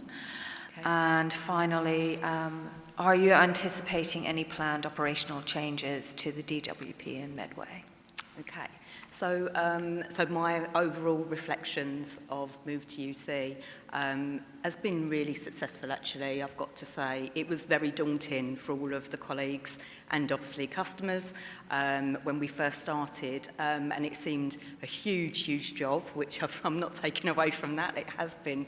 But I think everyone completely understood what the benefits of that would be and the support. So, you know, we know that employment support allowance, income support, customers weren't being seen as often as we would have liked and interacted with as often as we would have liked to make sure they get the support, whether it be around complex needs, not necessarily work, but around complex needs support, safeguarding, all of those kind of things that we get involved with. So the fact that they are on universal credit means that we have got those people absolutely within our sites, caseloaded, we keep in contact with them, and actually it gives them the opportunity to think about work if they want to. So the option is absolutely there. There is no forcing, but it is available to them if that's something that they can take up. And I've got to say that has happened. So where people haven't interacted with us before because they actually thought it wasn't an option because of health or whatever it might be, with all the partners that we do work with, and obviously Connect to Work that came into fruition for us in, and obviously other partners across Medway that we can refer into in September, that's been fantastic to have. Thank you. The planned operational changes? So there aren't any planned operational changes within the next year as far as we're aware. However, we do know as a civil service, things change daily for us. So at this moment in time, Medway and Chatham Job Centre absolutely will stay the way that it is. We would hope for more recruitment, hopefully, to be able to support more customers as they come through the doors. The only really operational change, I suppose, which is obviously around Get Working, the white paper, is to be able to support more people in the community, and that has already started. So we do have work coaches working at probation on a fortnightly basis. We have them working at the CFO hub in the Pentagon on a fortnightly basis. We have our task force that works at the Sunlight Centre and Salvation Army supporting customers. So we are actually about to sign off a youth hub at Mid Kent College to work alongside them and other partners so that we can, support our youth, which we know is a major priority for us. Thank you. Thank you. Councillor Huckwell. Thank you, Chair, and thank you, Gemma and Sam, for the report. I'll just stick to universal credit at the moment. We've still got, I read in the report, we've got 313 remaining people that need to be transferred. What additional support are we giving them to proactively identify what support they need to actually move them to universal credit? Because it's still got some. I've got 2 or 3 questions, and then the second question is, how many claims have successfully utilised the backdating provision within the assessment period? Just that number wasn't in the report, and I thought it might be useful to understand how large that is or isn't. And the final one, how do we verify that the DWP's claim, as a council, because one says we've tried to attend them by phone, by email. Is there any sort of audit process that we do as a council to make sure that actually has happened and they've been attempted to been contacted 3, 5, whatever the number is, before we give up on them, I guess? Is there any sort of way of mechanism that we check that actually, we've made this telephone call, we've made this email, we've done this, or do we just take each other's word for it? That's a question, really. Thank you, Councillor Harkwell. Would you like to respond, Sam or Gemma? I'll start first and then I'll hand over to Sam because it is a 2-pronged effort. So with UC in terms of support, the DWP do provide a lot of support. And as Sam said in her introduction, there's a lot of visiting officers. The approach that the DWP have taken for ESA customers, who are the ones that we've now got left, has been different. So I'll leave Sam to talk about that. In terms of the support we can provide as a council, we have our financial welfare teams, we have our housing related support teams, we have the benefit assessment team, because generally what is happening when we get the stop notice in, we'll be stopping housing benefit, but we will be continuing council tax reduction, but under universal credit. So we'll be treating that as a change of circumstances, so we have that contact with the customer throughout that period. So we're able to work with them. In terms of knowing UC awards, our systems are connected, so we get that electronically, so we can see we get the stop notices electronically, we get the UC notices electronically, and they all feed into our system. So there's really good communication back and forth between the council and the DWP. We also have a memorandum of understanding that allows any of my officers to be able to ring DWP or email people at Chatham Job Centre to get updates. So there's lots that we can do. And I think, other than that, I'll hand over to Sam. Yeah, sure. Thank you. So with regards to the extra support, ESA we absolutely identified would be our hardest group of customers to move over and to obviously support. So our front of house team actually we increased and we invited several people in. So we've kind of had a whole team looking after this customer group, I suppose, unlike the other customers that we moved over. And we've invited them in to support, make the claims with them. So it's been more of an information session, talking to them about what that looks like, what's that going to mean. And I suppose it's almost inviting them to come in to know that it's not scary. We all know what Crown House can look like sometimes, and we all know that some people get very fearful walking through those doors. But it was almost, it was a soft touch invite to come in. Where people hadn't responded to those invites, that's where visiting officers came in. And as I say, our task force that have been talking to these customers out in the field, out in community centres, encouraging them to come in, actually coming in with them. So we've got 2 work coaches, as I say, that do outreach, and we were then passing on details and saying, you know, do you see these people in your community centres, the Sunlight Centre, wherever that may be, and actually coming in with them to support them, because, again, a lot of these people are on their own. They don't have family, they've not got a lot of friends around them, they're quite isolated. So the fear, it was more fear. But yes, it has been successful in bringing those in. Just quickly, Sure. How many of the 133 haven't you contacted or had one-to-one relate? You know, the 133, you know, haven't you had personal interaction with? How many of Have you not been able to talk to, basically, out of the 133 personally, or is it just, you know, there's So we don't stop. We keep going. So whether it be our work coaches, whether it be team leaders in job centres, whether it be our visiting officers, whether it be our outreach teams, it's something that we continue to do. We absolutely, and if we get to the point where we're not getting any response, then it goes to our safeguarding team, and obviously we would speak to our, you know, to Gemma and her team with regards to any other contact with any other government services, just to make sure that you know that they are still where they are. Thank you. Councillor Campbell. Thank you, Chair. Welcome, Sam. And Gemma, it's good to see you. I have encountered you and your team through my other job, and I have to say you've been excellent. I think the service you provide is exceptionally useful and needed. And I've referred several people to the Financial Welfare Hub, so it's great. So it's interesting to read all the different support that's available. So you've got the discretionary housing payments, you've got the household support payment. In terms of the budget, so some of it is coming from council money. What you're putting is some of it is coming from government grants, yes?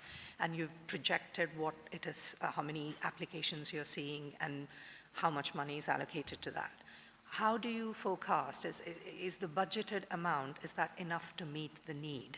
Because when I look at the section in discretionary housing payments, there's a section where it says the DHP budget allocation is 484,162. And in the year to date, well, to September when this report was put together, 356 applications have been made and awards to the value of £133,720 made, but there were 88 outstanding cases. But in the previous financial year, 310 awards, which is less than what you've already processed. And like all of the budget was spent. So you've clearly got more applications in the system now for that money, but the same amount of money to hand out. So what's the actual picture here in terms of how much money you have to hand out? Yeah, so we've had that amount of applications this year, but we haven't awarded all of those. So we've got a bit of a backlog on them, but we do prioritise them based upon need. So last year, that was the total amount of awards that we made, not applications. We would have had more applications than awards. So the way in which we do it is, if a customer, the grant itself is a government grant, so it doesn't come out from Medway Council. It is an amount that is awarded to us through the DWP, and we have no influence over the amount. So that is the amount as set. That will be changing from next year, and it's rolling into the Crisis and Resilience Fund. But I don't foresee it changing. The housing element part of the Crisis and Resilience Funds will remain the same. But we will get that in. We will look at it. DHPs can really vary. So you can be helping someone with a £10 a week shortfall in their rent. So, and that can be a relatively small award. Or you can have someone present with 5, 6, even higher, £1,000 worth of arrears, rent arrears, and we're trying to help them stay in their home and maintain their tenancy. So we work really closely with Housing Options when deciding DHPs. They're generally more targeted at those that are at risk of homelessness or those that are very vulnerable. If we are unable to award a DHP for any reason, we will look at other alternative options. For example, the Household Support Fund we've used before, where people have not been eligible. The other thing that we will do is also check their benefits, because there are times where people are not getting the benefits that they're entitled to. We might check their UC and see, actually, you haven't told them this, you could get a bit more. So it's a case of looking at each case on its own merits and working out how holistically you can help that resident to ensure that they've maximised their income, but they also are able to maintain their tenancy and progress forward. Because the one thing that we don't want the DHP fund to do, it can't be a stick-in plaster. It needs to form a long-term sustainable, part of a long-term sustainable outcome for that resident. So we will look at it as a holistic case, and we have officers that do that. Thank you, Gemma. Yeah. Councillor Campbell, you'd like to come back? Thank you. So basically what you're saying, it's a finite pot, and you've got a series of finite pots, and when each application comes in, you're going to try and find the best fit to make it stretch so that everybody gets some kind of help, or whatever help, the maximum you can manage. Is that about right? Yeah, that's it essentially. I mean, for example, we forecast council tax reduction in with the budget, so that comes to full council every year. So we will forecast where our caseload is and how much we're expecting to pay for next year, and that will be formed as part of the collection fund budget. If it goes over or under that, it'll either be a surplus or a deficit on the collection fund, which then contributes to the council's overall finances. Household Support Fund, that's a fund that we are given. It's just short of £4 million, so we keep that within a budget, but we make sure we maximise that budget, because if I don't spend it, I don't get to claim it. It's not something where we're given £4 million up front. We spend the money and then we claim it back from the government. So again, it's that balancing act of making sure that you're providing what people need, but also keeping a lid on, and not a lid on, but keeping your eye on the council's budget and position. But generally, I mean, now we're in a better position with the Household Support Fund. We're in a better position than we ever have been to be able to support residents, without a doubt. You know, we'll all say it for the last, ever since it came through after the COVID grants, we're in the best position to be able to provide those emergency payments of food, fuel, you know, washing machines, beds, things like that. It's been a real enabler for us to be able to help people. Thank you. One more question. Thank you, Gemma. Would you like to come back? Thank you. I have a question about council tax non-payment. So if somebody defaults on their council tax because they're just unable to pay it, they've run into financial difficulties from one month to the next, how does that work? Like, how much time do you give? How much notice do you give? How much financial burden do you add in terms of fines and repayment schedules?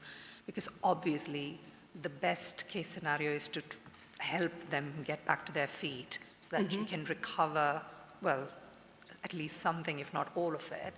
I'm just, because I know there's been a campaign recently, and I've had a couple of constituents contact me about what Medway Council's approach is to council tax collection in terms of defaulting. I would say we definitely take a more welfare-based approach. It isn't done within my service. We provide the council tax reduction, but I've worked in council tax a long time. So people are given instalments. They're either 10 monthly instalments or 12 monthly instalments. If people miss an instalment after a set number of days, I think in the law it's 7, but we actually do give longer, then they'll get a reminder. If they continue to fail to pay, then they could end up at a final notice, which brings the whole amount due and payable. And then if there's further failure to pay, then it can go to a court summons and a liability order hearing. But that takes a significant period of time and a significant period of non-engagement.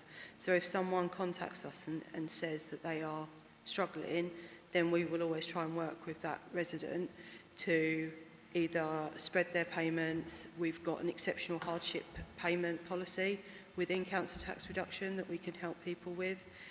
So that's there. There's lots of mechanisms we can suppress, we can hold recovery action whilst we're supporting people. So things don't need to progress on. We can stop those summons costs or additional costs from occurring if we can tackle it, if people reach out to us at the earliest stage. So the financial welfare team, our corporate debt team will always help. And the council tax administration team. There's kind of support now over 3 services for that, and we will always help people if they reach out to us and they need that support. Sorry, can I just follow on? Thank you. So, so say if I miss my council tax payment and I get in touch with you to say, I just simply can't make the payment this month. I've lost my job. I just can't make the payment this month. So it's not that within a few days with like a statutory limit, you will be like, no, you have to make the full payment now, or it's going to go, so if I say I can make payments from next month, but reduce payments, you'd have the discretion to work with me on that, to try and support me. Yeah, so we can move an instalment plan on if someone can't, it might mean that because council tax needs to be paid by the end of the financial year, so it might mean slightly increased instalments, or it might be that we just move it on, because if someone's paying over 10 months, there are always those 2 months free at the end. They're not free, but they're non-instalment dates. But there are also other things that we can do to help. If someone's lost their job, we would be encouraging them to look at universal credit. We would encourage them to be looking at council tax reduction, because even if it's for a short period of time, they're entitled to it and it's what they need. So we would look to encourage people to apply, and they can come to us. We will help them to apply, because universal credit, it is an in and out of work benefit. So say, for example, someone is out of work, but then they manage to obtain a small job, they might still get universal credit on that. So it's not like the old days of income support or job seekers allowance where you're coming off and going back on it. It makes it more conducive to work. So there's definitely lots of things that we can do to support residents in those circumstances. I think we would just encourage anyone to talk to us, because we're all here just to try and help people. Obviously, we want to, the council tax team and the corporate debt team need to get council tax in because it's a vital income. But at the same time, we will always, help people and support with wherever we can. And the Household Support Fund, discretionary housing payment, exceptional hardship payments, these are not loans. They don't have to repay these to you. You can actually grant them that just to help them tide over those difficult periods until they can get back on their feet. Yes, they're not loans, they're grants. So there's no... Thank you. Thanks. Thank you. Thank you. Just one from me with regards to 5.2 under occupancy. Now I see the number has reduced significantly from 156 in 2024 to 28 currently. I'm curious as to what the primary reason for the sharp decrease Is it due to tenants moving away, change in circumstances, or is it due to successful intervention or anything else? It will be managed migration to universal credit for that. So the social sector size criteria only applies to working age customers, as does universal credit. So as our number of claims have gone down, the number of people that are subject to social sector size criteria or bedroom tax, to give it the name that it's been given sort of commonly, that's why that's come down. So it's just proportionate to the amount of housing benefit claims that have reduced in Medway because they've migrated over onto universal credit housing costs. Thank you. I don't have any other member. Vice Chair. I move the recommendations at page 15. The committee has requested to note the work referenced in this report. Is that seconded? Councillor Brown, is it agreed? Thank you very much, Gemma and Emma. Thank you. That brings us on to agenda item 6, Counter Fraud and Corruption Strategy 2025.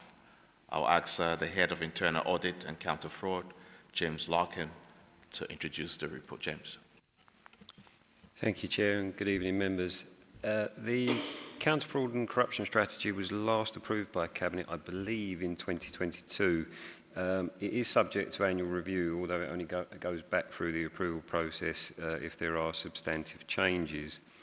Now, this year there have been significant changes, although the changes are more about appearance and condensing down the policy rather than a change to the message and its content. The new Economic Crime and Corporate Transparency Act 2023 introduces a new offence of failure to prevent fraud. Now, this offence is committed if a fraud is committed by an employee or associate of an organisation and the organisation benefits either directly or indirectly as a consequence of that fraud. Now, the only defence is to show that there were reasonable prevention procedures in place, and this strategy sets the tone from the top in relation to fraud prevention at Medway. Now, the changes to the strategy that I mentioned are about its appearance. It's about making it much clearer to those who need to read it, and includes a dedicated fraud response plan. Now, previously our response was incorporated into the main body of the document, but unfortunately that made it very long at 15 pages. It also wasn't abundantly clear that that response plan was in there. I think the fact that it was 15 pages is probably why very few people read it. They were probably losing the will to live after the first 5 or 6. Separate to this, we have undertaken an assessment against the Home Office guidance to review the strength of the Council's fraud prevention should it ever be required to defend itself. This was positive, and we've made some recommendations, but these are aimed at enhancing what is already in place. And obviously the much clearer response plan is more in line with the expectations of the Home Office guidance relating to failure to prevent. This strategy document has been through the Audit Committee already. What we're now doing is obviously seeking your endorsement before this goes to Cabinet and finally full Council for approval. I'm happy to take any questions members may have. Thank you, James. Any member? Councillor Campbell. Thanks, James. Just last week, on my news feed popped up this story of the Dartford Council employee. Senior officer seemed to be in charge of housing benefit payments and of fraud detection. She defrauded the council of nearly £500,000. And she was found, and the sentencing, that was in the news. So it's just, for me, I read this strategy with interest because that was just fresh in my mind. So I know you talk about internal checks and balances and sometimes using external auditors, but it struck me that she was able to defraud. This went on for several years before she was found out, and it only came to light because she was off sick and someone else looked into it. It just was an accidental thing. So I'm really hoping you can give us reassurance that there are regular routine internal audits that happen and some kind of systems where people who have a working knowledge of the system who can't kind of operate from inside. I'm not meaning to cast any aspersions on council officers. I'm sure everybody in Medway Council is scrupulously honest, but that report was just in the news. And did that spark any conversation in your team when that came up in the news, I wonder? I've got to be honest, I only found out about that particular case, it was either yesterday or the day before someone had mentioned it. I hadn't actually seen it myself. But to pick up on your point there, yes, we do carry out regular internal audits, obviously across council services, to provide assurance that their internal controls are in place. Gemma's team will also undertake quality checks on the work that's being carried out. There will be segregation of duties and things like that in place to ensure that people aren't able to direct money to themselves. Given the circumstances of that case, that's quite often how it happens. It will purely be by chance. Someone will stumble on something and then suddenly it'll unravel a whole host of things. Because fraud's committed by staff, they're obviously in a position to cover their tracks.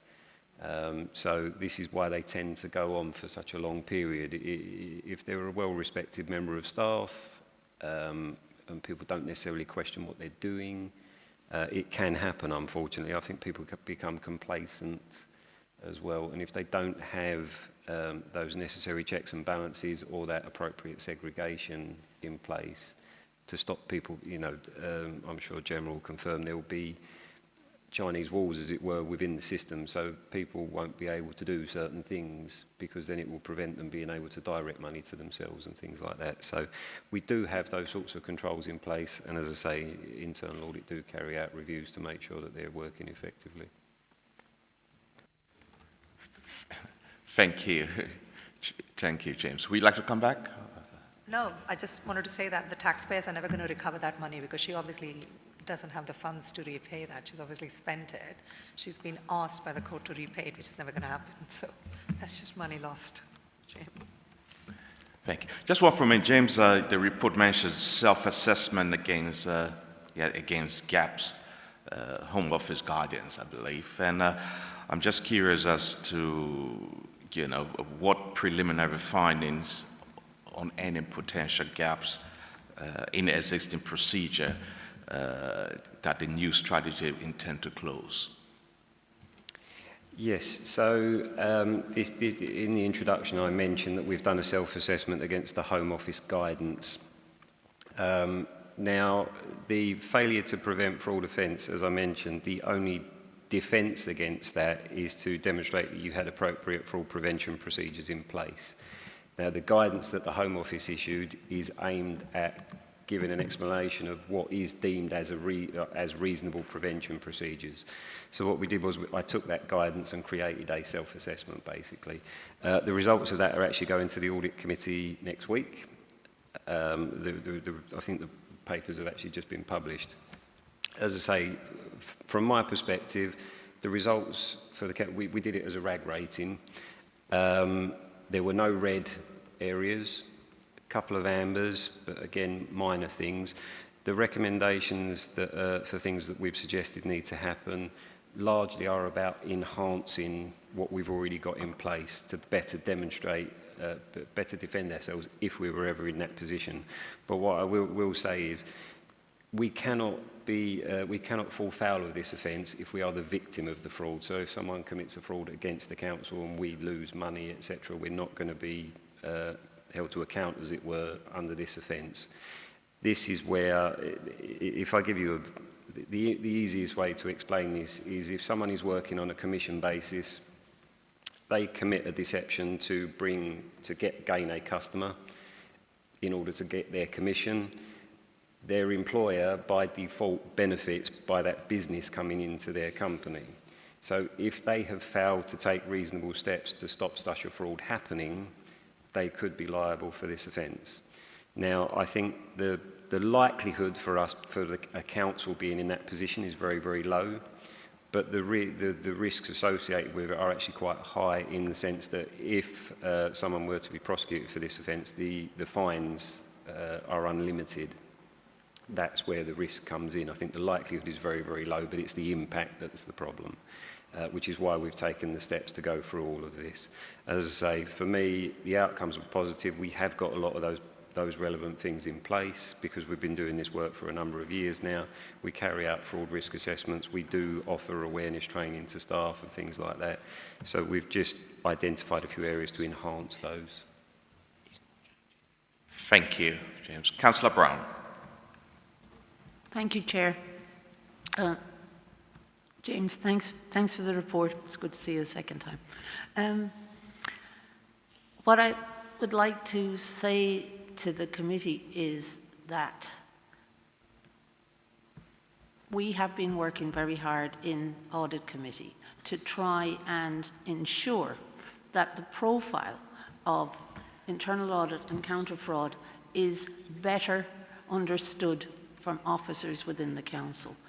James, can you just share with us a little bit about the additional things we've been doing to try and, you've been doing, to try and get the awareness of the importance of engaging with your team, both on counter fraud but on internal audit, please?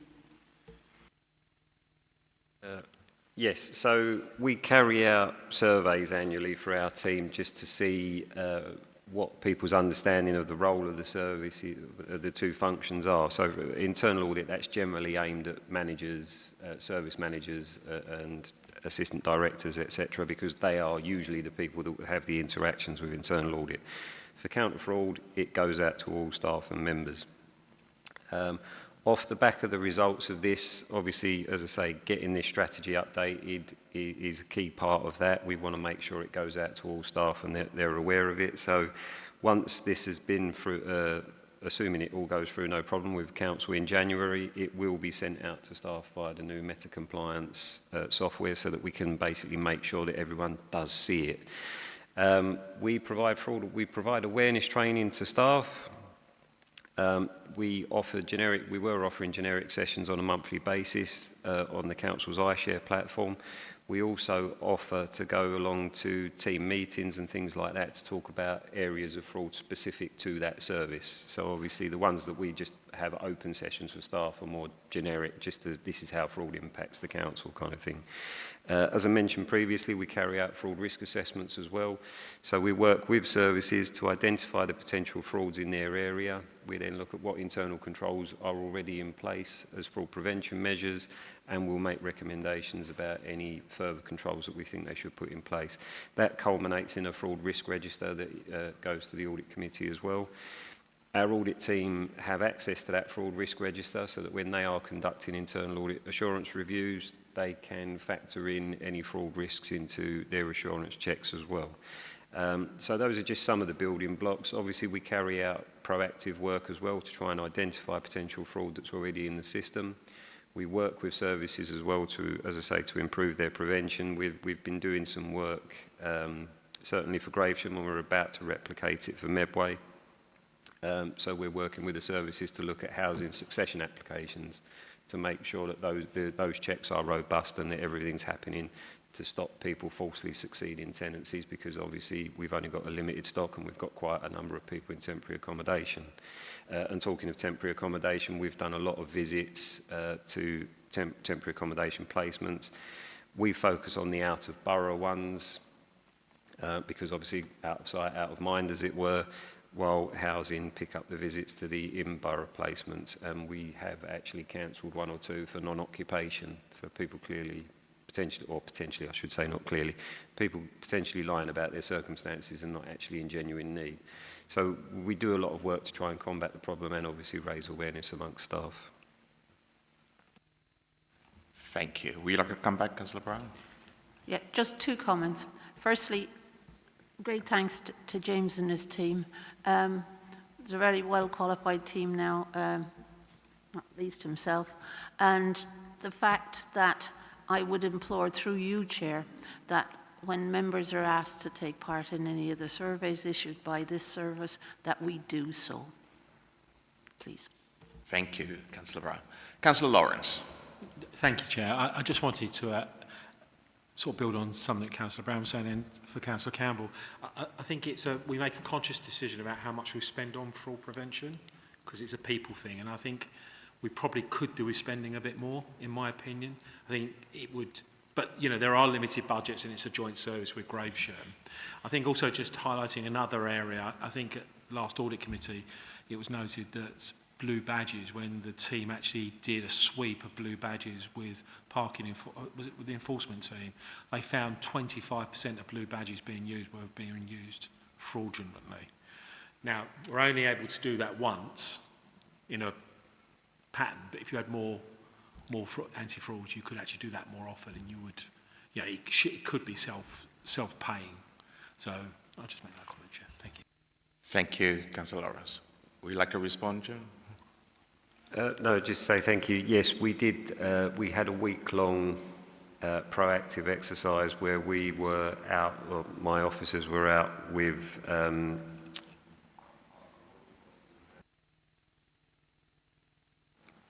oh, there we go, sorry.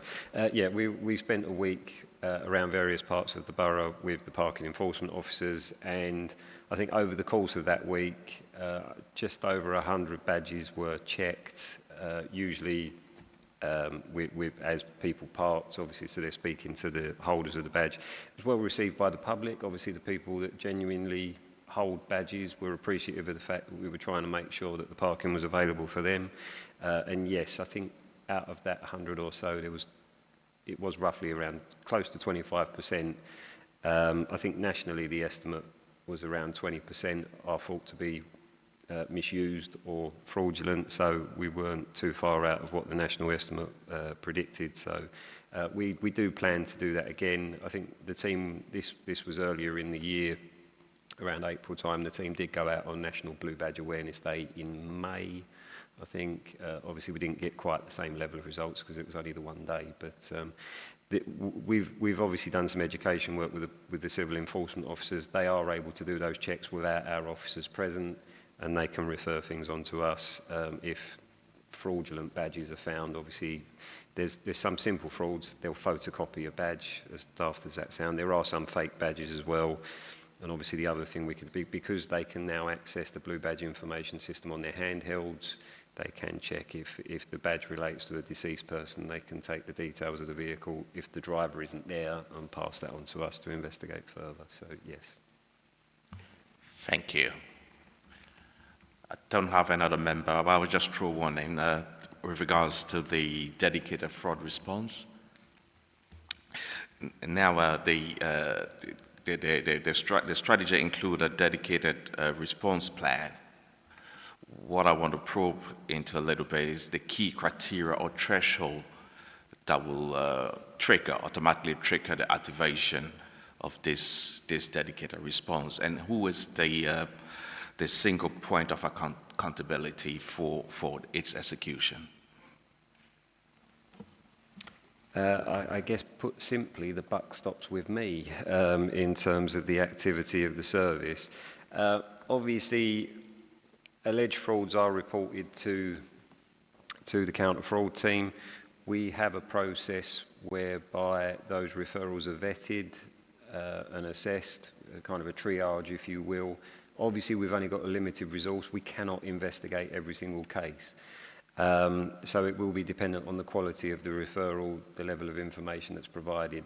We do get some things as simple as, so, you know, Mrs. Miggins at number 20 has got a partner living with her, and that's the extent of the detail.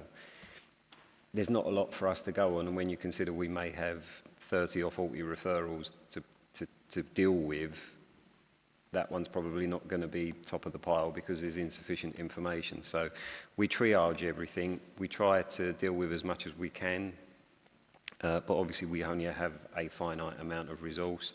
As Councillor Lawrence has alluded to, it is a shared service, but the way our service works is Gravesham buy a percentage of our resource. So if there are any increases in resource, that's shared. If there's any losses because of sickness or anything else, again, those losses are shared. That gives both authorities that bit of resilience. It also means that any budgetary savings are shared, but so are any pressures as well. So we've got a good setup. Would I like more staff? Yes, I think I probably would, but then I think every team would. while I could guarantee if we had more staff, I could guarantee we could investigate more cases. Would we generate more savings? I couldn't say we definitely would, because obviously we had no control over the outcome of the cases we investigate. If people are innocent, they're innocent. So yeah, that's, as I say, the delivery of the response plan is the responsibility of myself and my team, which is why we have an annual fraud work plan, and that's kind of aligned with this strategy to try and direct our resources where it needs to be. Thank you, James. I don't have another member. Vice Chair.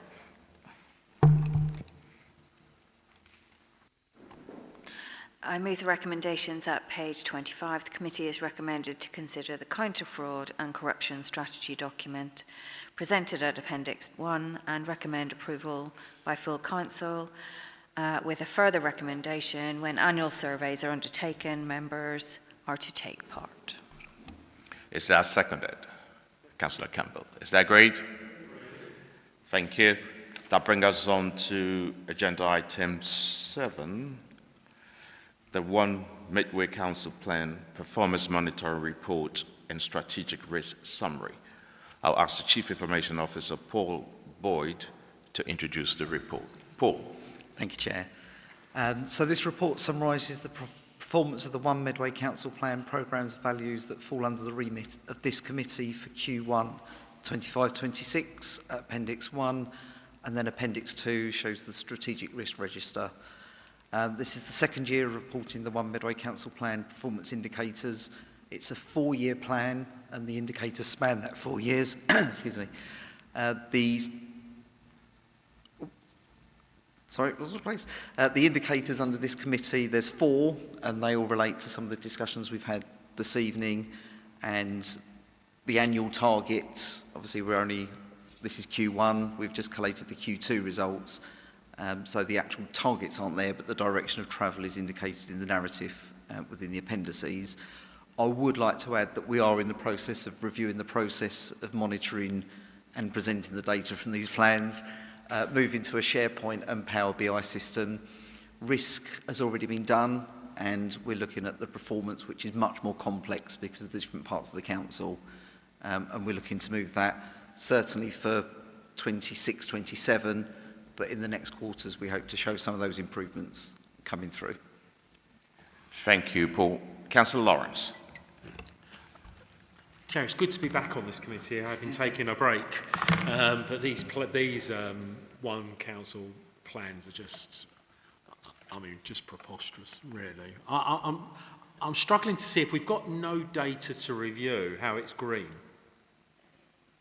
And it's almost like marking our own homework and saying everything is absolutely brilliant. But in all 4 of our indicators, there's no previous data, and I'm just wondering how we're marking it green if there is no data. I'm sorry, Paul, I know it's a really facetious question, but... So the green indicator is the direction of travel, so it's a positive direction of travel. So the narrative does include some data and some information and figures that we're working towards the targets that were set. So for example, call reduction, we've got a target in 4 years' time. We're on trajectory to meet that target, but I completely accept. Yeah, but does that mean in 4 years' time we'll either have hit the target or not, and there's no ability to scrutinise the steps along the way?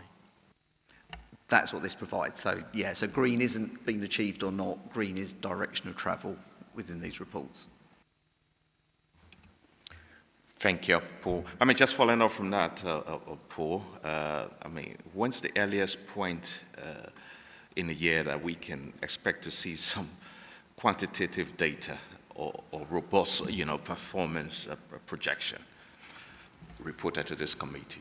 So the data is in there. So within the narrative, it does show like the volumes of calls that are reduced. There's one of the measures, which is a survey that's been produced that will carry out halfway through the year, so that's ready to go out.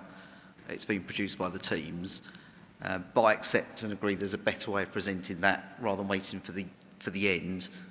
But within the narrative for each of the comments, there is data presented showing that direction of travel. Thank you. Chair, it would suggest that we've not done these types of, for example, the survey one. We haven't done a previous survey So there's no way of tracking it against previous KPIs, etc. Thank you. Any member? Vice Chair. I move the recommendation at page 57. Members are asked to consider the Q1 to 2025-26 progress of the performance indicators used to monitor progress of the Council's priorities, as set out in Appendix 1 to the report. 2, members are asked to note the strategic risk summary as set out in Appendix 2 to the report. Seconded. Is that agreed? Thank you. And that brings us on to item 8, the work program. I will ask Steve Dickens, Democratic Services Officer, to introduce the report. Steve. Thank you, Chair. Just members are asked to note the changes to the work programme at 4.2.1, and regarding the next task group, Medway 2.0, we now have membership confirmed, so I'll be arranging the first meeting of the group, hopefully to take place in the next month or so. Thank you. Is that any member? It's only a quick one, Chair. It's just for Steve and other members. If you look, it'll take about 20 minutes now. If you look, I don't know if you want to look at the, like, members have looked at all those different committees. Them agendas are getting heavier and heavier and heavier now. And it's just something we need to look at. More and more stuff is piled into scrutiny. And it's, Councillor Kemp will know, because you've been asked that we're going to have 2 HASC committees coming up before December rather than the 1, because it's just so heavy now. It's a shame. We've got all the, we're looking at savings in the way we work and stuff like that, but there must be a sort of more swift way of doing some of our ONS work. Not easily, I know, because we've got a challenge and we've got to do what we have to do, but the amount of work now being thrown at all of our ONSs is just phenomenal. It's crazy. So I just wanted to put that in because it's heavier and heavier. Investigation being done to see how other councils manage, because we can't be alone in having this heavy workload. We're not that unique. So there must be a, to save reinventing the wheel, I mean, has anybody sort of rung up Brighton and Hove or whatever, or any other unitary authority to see what they're doing to help to alleviate the workload burden? Thank you, Councillor. Steve, would you like to respond? I don't think there's not been a specific piece of work that's been undertaken in terms of what other councils are specifically doing, or unitary authorities. We are aware in democratic services, obviously, that the agenda is heavy in many places. Would be happy to take away some of that work. We have had discussions about information items and ensuring items are prioritised appropriately. But yeah, more than happy to do some work in terms of what other unitaries are doing. I just think as well, just coming back on that, if this is now. Imagine when LGR, when that, you got 100 odd councillors. Imagine that then. I don't want to think about it. Thank you, Councillor. Paul. Yeah, I'd be happy to run a session with members if anyone was interested in. We've all got access to Copilot, which is AI that can help summarise reports, pull out important points. So I'm happy to offer a session with members to a bit of training on that. I think that would be really helpful. Yeah. Thank you, Paul. Councillor Lawrence. Yeah, I think, Dan, you make a really important point, but what I'm more worried about is, are we actually doing the scrutiny properly, given the amount of work? And I think I did raise this during LGR, the last LGR working group, that when we're looking forward, it's making sure that members are supported to do their jobs better than we currently are. It's ridiculous. We've only got half a political assistant, for example. There's so much work to be done. But I also worry about the order that items hit the agenda. Some of them have already been to Cabinet when they hit the agenda. And how many reports have we sat here just to know? Is it worth, is there anything active we should be doing other than noting a report? So for me, I think we need to look at the reports that we're bringing. In Regen, we could have another 10 meetings a year, and I don't think we'd actually cover every item. So I fully support, maybe if we had, go back to the good old working parties, we should have a working party that's looking at this before we get to LGR, because ultimately we are going to be the senior authority, and we should be setting the pace on this. Thank you, Chair. Thank you. I've got Councillor Kemp, Councillor MacDonald, Councillor Peake, then you, Councillor Hackwell. Councillor Kemp. Yeah, I'm also on the Kent and Medway Fire and Rescue Authority, and they have big agendas, but they're divided into two groups. One group is for decision, and the other is for, no, three groups. One is for decision, one is for noting, and the other one is for information. The ones which are for decision are discussed. The ones which are just for noting that's it, we've noted it and move on. And the ones for information we just take away and read. And we can get through a meeting in an hour and a half. And it's, yeah. So, that's the sort of thing we're looking at. If it's just for noting, why discuss it? Just say, that's it. Just saying, it's just a way of reducing the time spent. Yeah. Thank you. Councillor Brown. Thank you, Chair. I agree totally with what Councillor Kemp is saying, because we do that on the Internal Drainage Board and some other boards that I sit on. The other thing is, we take the same report to 3 or 4 different, and either one is the godparent, for want of a better word, and why are we doing that? If we go to what Councillor Kemp is suggesting, which is really good, if it goes through this committee as the godparent, that's fine. But if it goes through audit already, and you guys have sat through it, and we've all sat through it, and we've given it due consideration, I don't see what's to be gained by that. Admittedly, we are supposedly preparing it to go to full council. But if it's been done to death once, why again? Thanks. Thank you, Councillor Brown. Councillor MacDonald. I don't know what I've opened here because, I've got a programme to watch. My programme started at 9, it's on record, but it's right. Just going with, that's what I was trying to say at the beginning.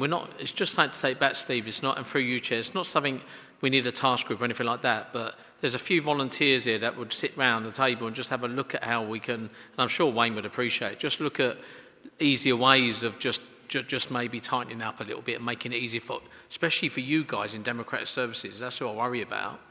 But just making sure that when the big items on those ONS agendas, which we have many, like on HASC as well, we're concentrating on them big items, being able to ask the right questions, rather than, I know we are putting a lot on HASC now through noting only, and members can look at it offline, but we're still ending up with 18, we're still ending up with tons of agenda items. It's not a big worry, we'll carry on, but I'm just saying it's something for us to think about now before the years pass by quickly.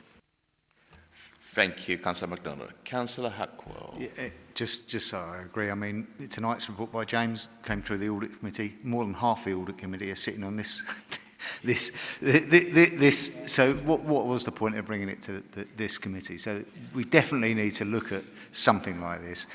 We did it for full council, which is trying to reduce the motions, etc. Maybe there is a need for a cross-party working group just to look at the workload of OS. And it's not complicated, but let's agree. Thank you, Councillor Hackwell. Just to follow up on Councillor Hackwell, it's also about officers' time. It's not only about our time. Yeah, but I mean, James, he must be bored to death doing this report. You'll probably be at another ONS before the end of the cycle. So. Thank you. Steve, would you like to respond?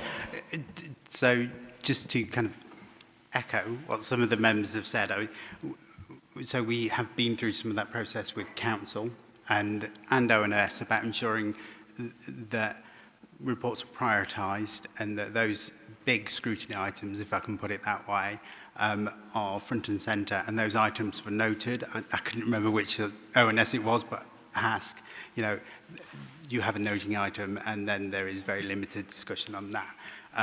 So we can look at those. More than happy to take this away and start a discussion, and we'll contact members. And, you know, there are processes either through the informal meeting that we had last week or the governance meeting where we can discuss these or others. Thank you. Councillor One Kemp. last point. Yeah. The people that make the decisions on this don't sit on ONS.